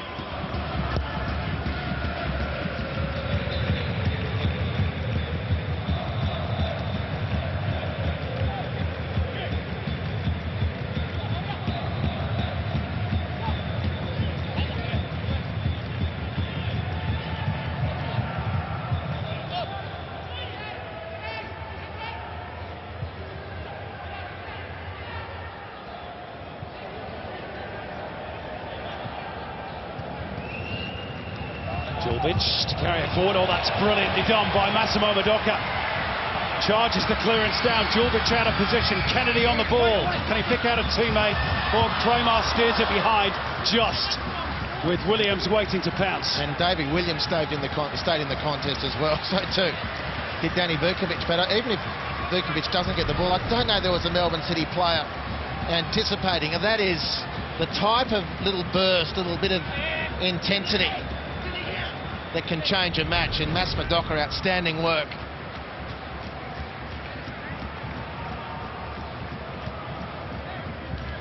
Eighth corner for Melbourne City, and Yalins there again. He's off balance, trying to go for the spectacular. Not a regular goal scorer during his time with the Newcastle Jets. Scored just 3 in 36 matches. He's had a couple of chances today. That one was a tough one though. Makes it about 5 times more effective than Mass Madoka.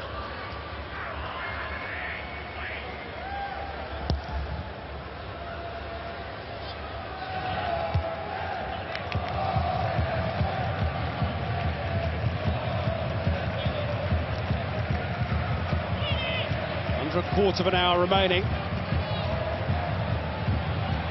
Delicately poised, and again with work in midfield by Melbourne City to steal the ball, and then a blatant trip on Kennedy. And this time Kramer's going to go into the book.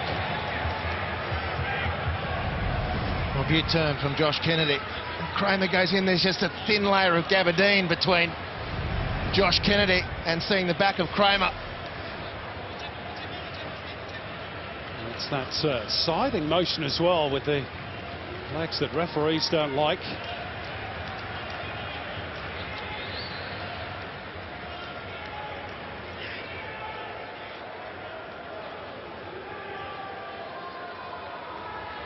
Toiled hard, Josh Kennedy.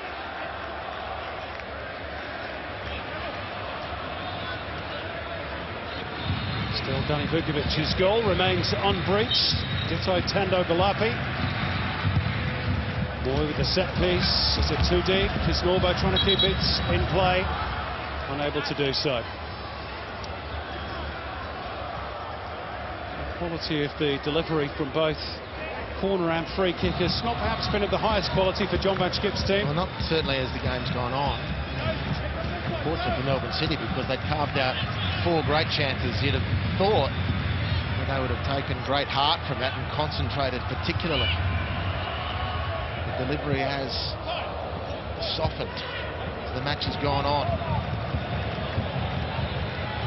Madoka, full of industry. Moy. He and Madoka not on the same wavelength at all.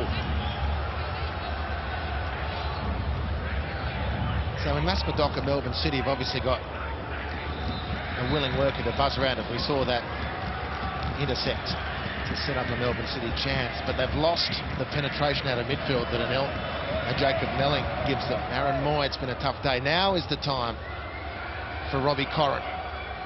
The game enters its final phase. Tiring players, of whom he'd have to be included. It's been a difficult game from a weather perspective. But now's the time for the Melbourne City marquee man to do his business. He's got beautiful touches. He can find space and he can hurt with a pass. And then you flip the other side of the coin and you look at Andy Keogh, who's looking again likely in the penalty area.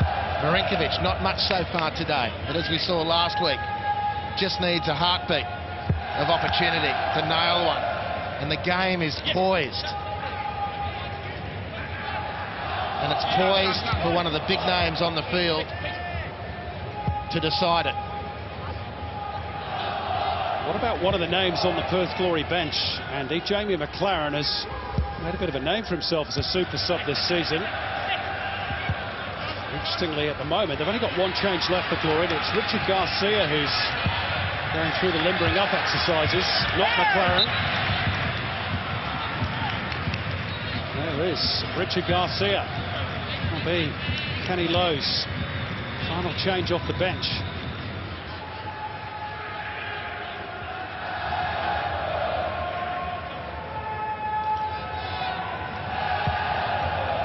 Marinkovic, diagonal ball. Sydney going to be able to run that one down? No.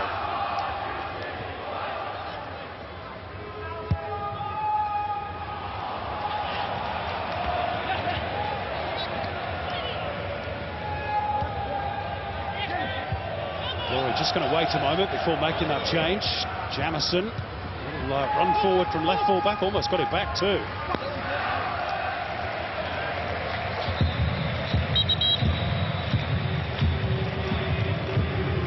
Now they'll make that change. Navoiza Marinkovic to be replaced, and the boos will tell you that it's the former Melbourne City, or in the days that he was here, Melbourne Heart player Richard Garcia to replace him. Won the Heart Player of the Year, of course, in his only season here, 2012-2013. He did score the goal for Perth in the 1-1 draw here on Boxing Day back in round 12. Could he repeat the trick, perhaps? Got just under 10 minutes plus stoppage time to do that.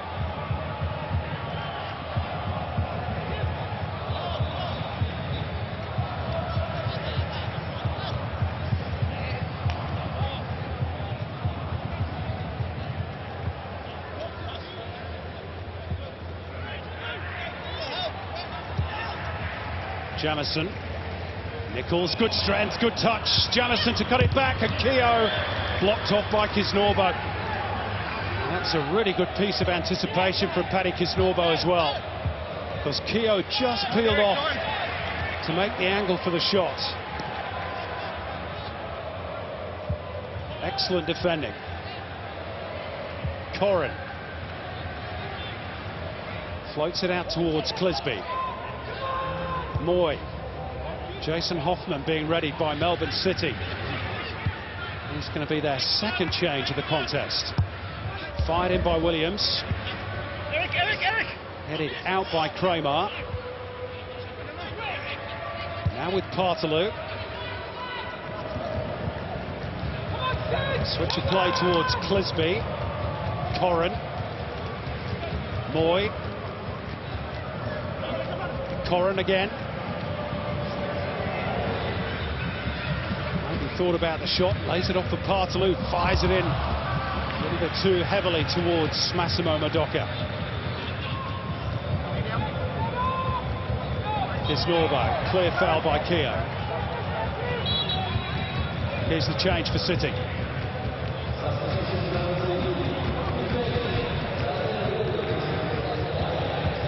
on David Williams' day today. It's quite a good record against Perth, 5 goals in 13, but a few chances this afternoon. A few chances. He's had a good game. He's worked hard. He's been no better or worse than the majority of the players on the field. It's one of those games that could have gone either way for half a dozen players, really, Simon. We're going to see Jason Hoffman as a right winger.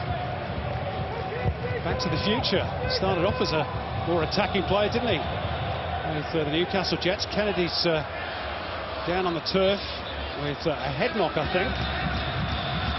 And Yallens is just going to pass the ball out of play so he can get a bit of attention.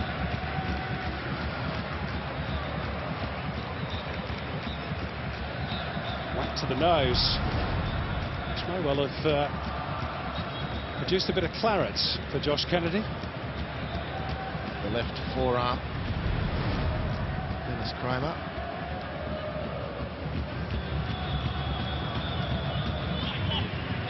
He's an uncompromising defender, isn't he, Dennis Kramer?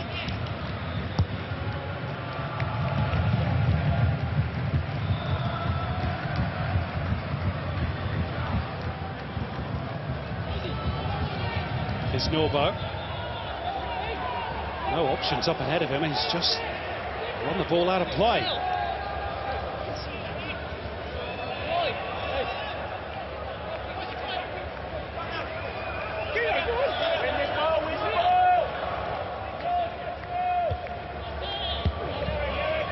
Forward by Garcia, and Keogh is alive to it. Nichols, good first touch, and he shot cannons back off Connor Chapman. Kalic to try and dig it out ahead of Hoffman and Yallens, but it's Hoffman who comes away with it. And there's a bit of open field here in midfield. Moy, challenged by Risdon.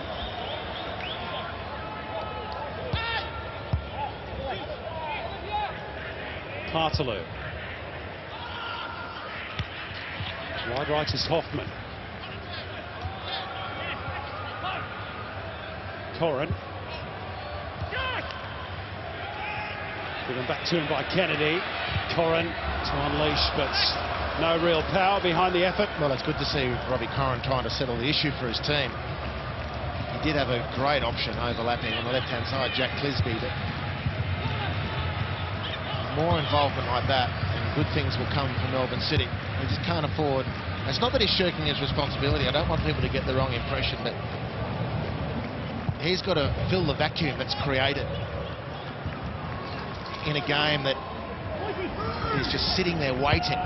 It's been a slog for both teams, physically difficult. They've had good moments. It's been fiercely competitive.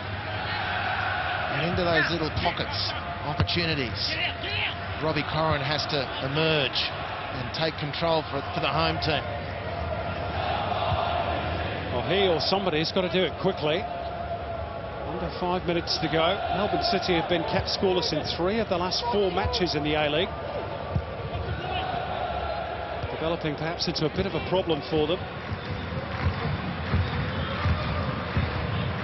What about Perth Glory's performance, Andy? I know it's not over yet, but good one. They look like a top of the table team for you? Well, more so than they did this time last week. Yeah. The Docker evades Michael Thwaite's lunge. Hoffman's across, looking for Kennedy, but it's just a little too high. And scamper after it. Not a bad turn either. Clever stuff from Josh Kennedy. Risdon equal to it. Or is it? Well done, Josh Kennedy. Keeps it going for City. Clipped in by Moy. And plucked out of the air by Vukovic. That's a wasteful ball from Scott Jannison because the counter was on there for Perth. Too far in advance of Dragan Paljic. Invites the pressure back on the visitors.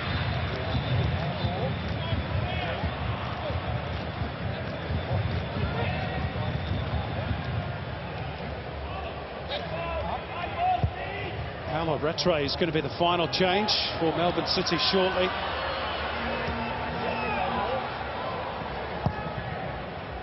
Belted forward by Risdon into the channel, but Sydney not quite got the energy perhaps that he had in the first half. That'll be a goal kick. Here's that change, and it's going to be the marquee man, Andy.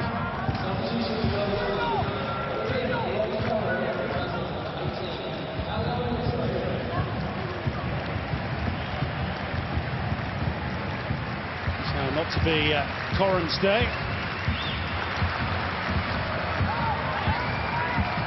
Paolo Retre on for just his 10th A-League appearance, the 21-year-old. Interestingly, he's only been on the winning team for Melbourne City once in those previous 9 appearances.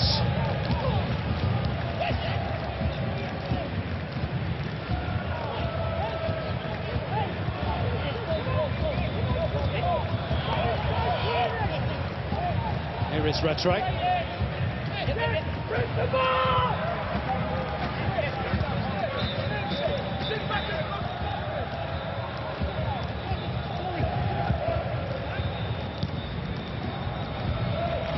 That's neatly done.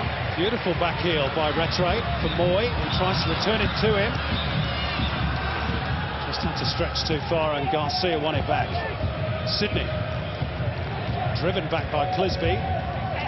Creative with the little chip to get it back towards Julbic. He thumps it forward.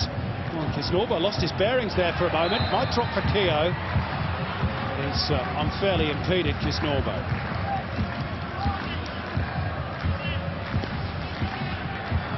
There's the As Live ladder. Melbourne City would stay in 7th position, level on points with Brisbane. Glory would go 2 points clear of Victory and Adelaide. Victory would have a game in hand. And of course, a better goal difference too.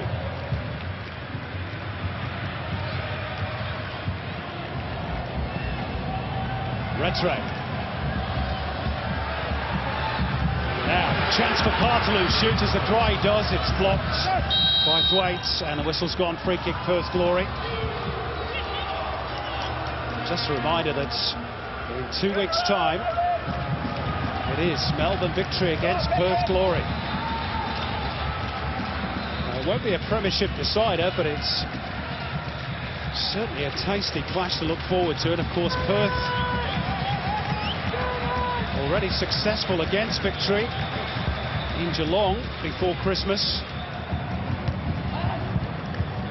Adelaide still very much part of the conversation as well. Wellington missing their chance, Andy, to close the gap a bit on the top 3. Over the last 3 games, Wellington have really played as well and got nothing.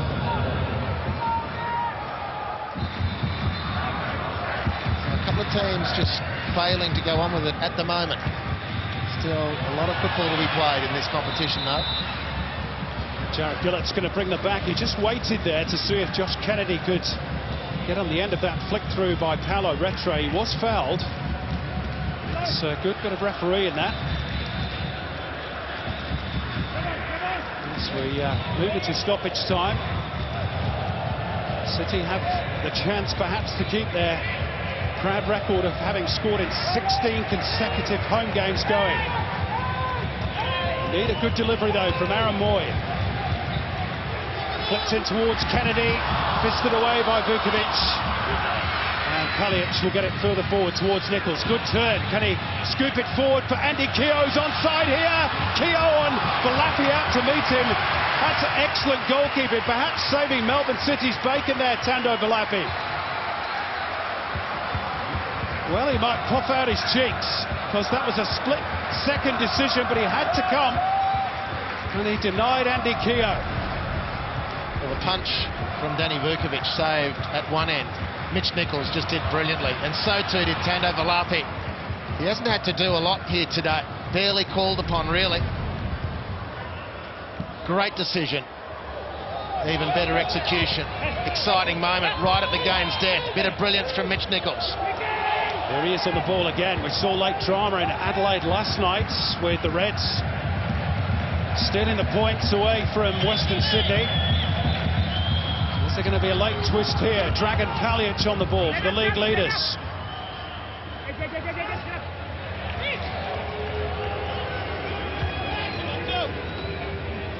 Final minutes of stoppage time. Michael Thwaite on the ball, wants an option. Kramer Left a bit short by Nichols. Sliding in was Hoffman.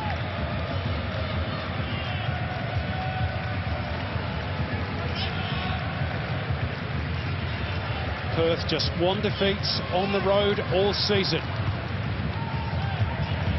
Set to continue that record. But it will be, if it ends up in a draw, 5 matches without a win for the league leaders, and still they'll be clear at the top.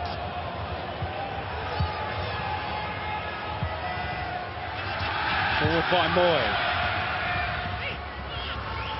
Jamison tidies off. It's the time for one final attack. Kenny Lowe certainly wants to get it forward as quickly as possible. There's some tired bodies out there. This is Risdon. Into the channel for Sydney, and they get a throw. We're into the 4th minute of stoppage time. And there's no time for that throw-in to be taken. And it ends for Melbourne City in a 2nd consecutive goalless draw. 5 games without a win for Perth. But they edge further away from Melbourne Victory and Adelaide United at the top. The draw not quite enough for City to return to the top 6.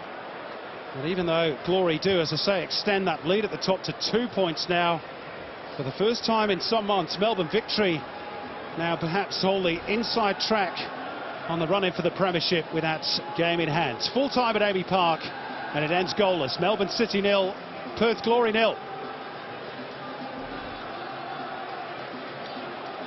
Well, perhaps a little bit of a disappointing end to what promised to be an excellent game, particularly in the first half, but the conditions maybe didn't help, and the chances were at a premium second half. Q Yallens perhaps with the best of them for Melbourne City from a set piece, flashing his header wide, and then a late scare for the home team as Andy Keogh burst through.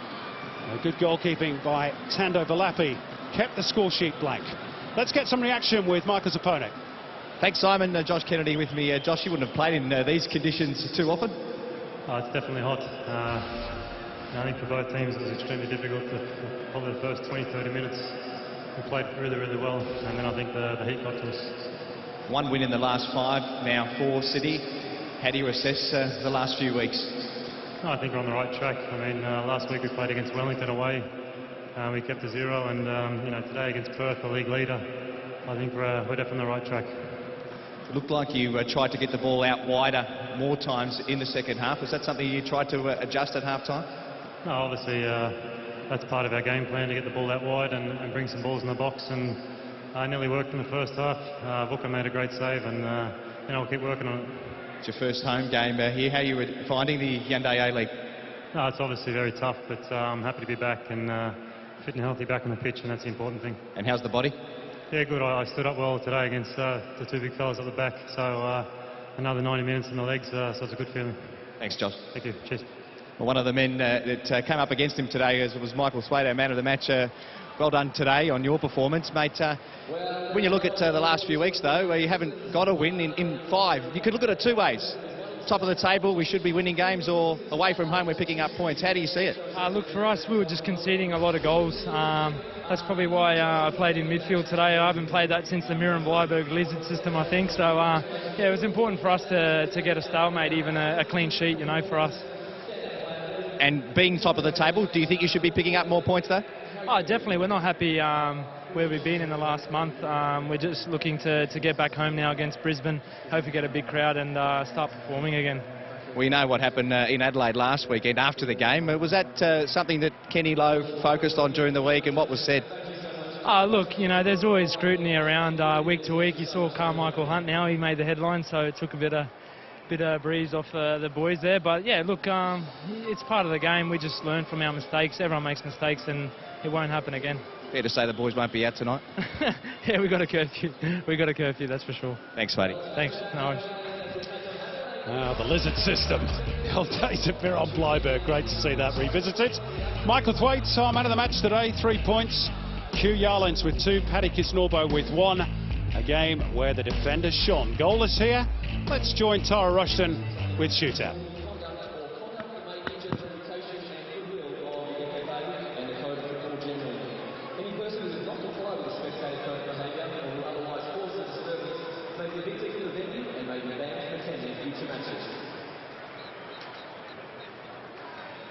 Traffic along Olympic Boulevard, including car park exits, will be held for approximately 20 minutes at the conclusion of the match.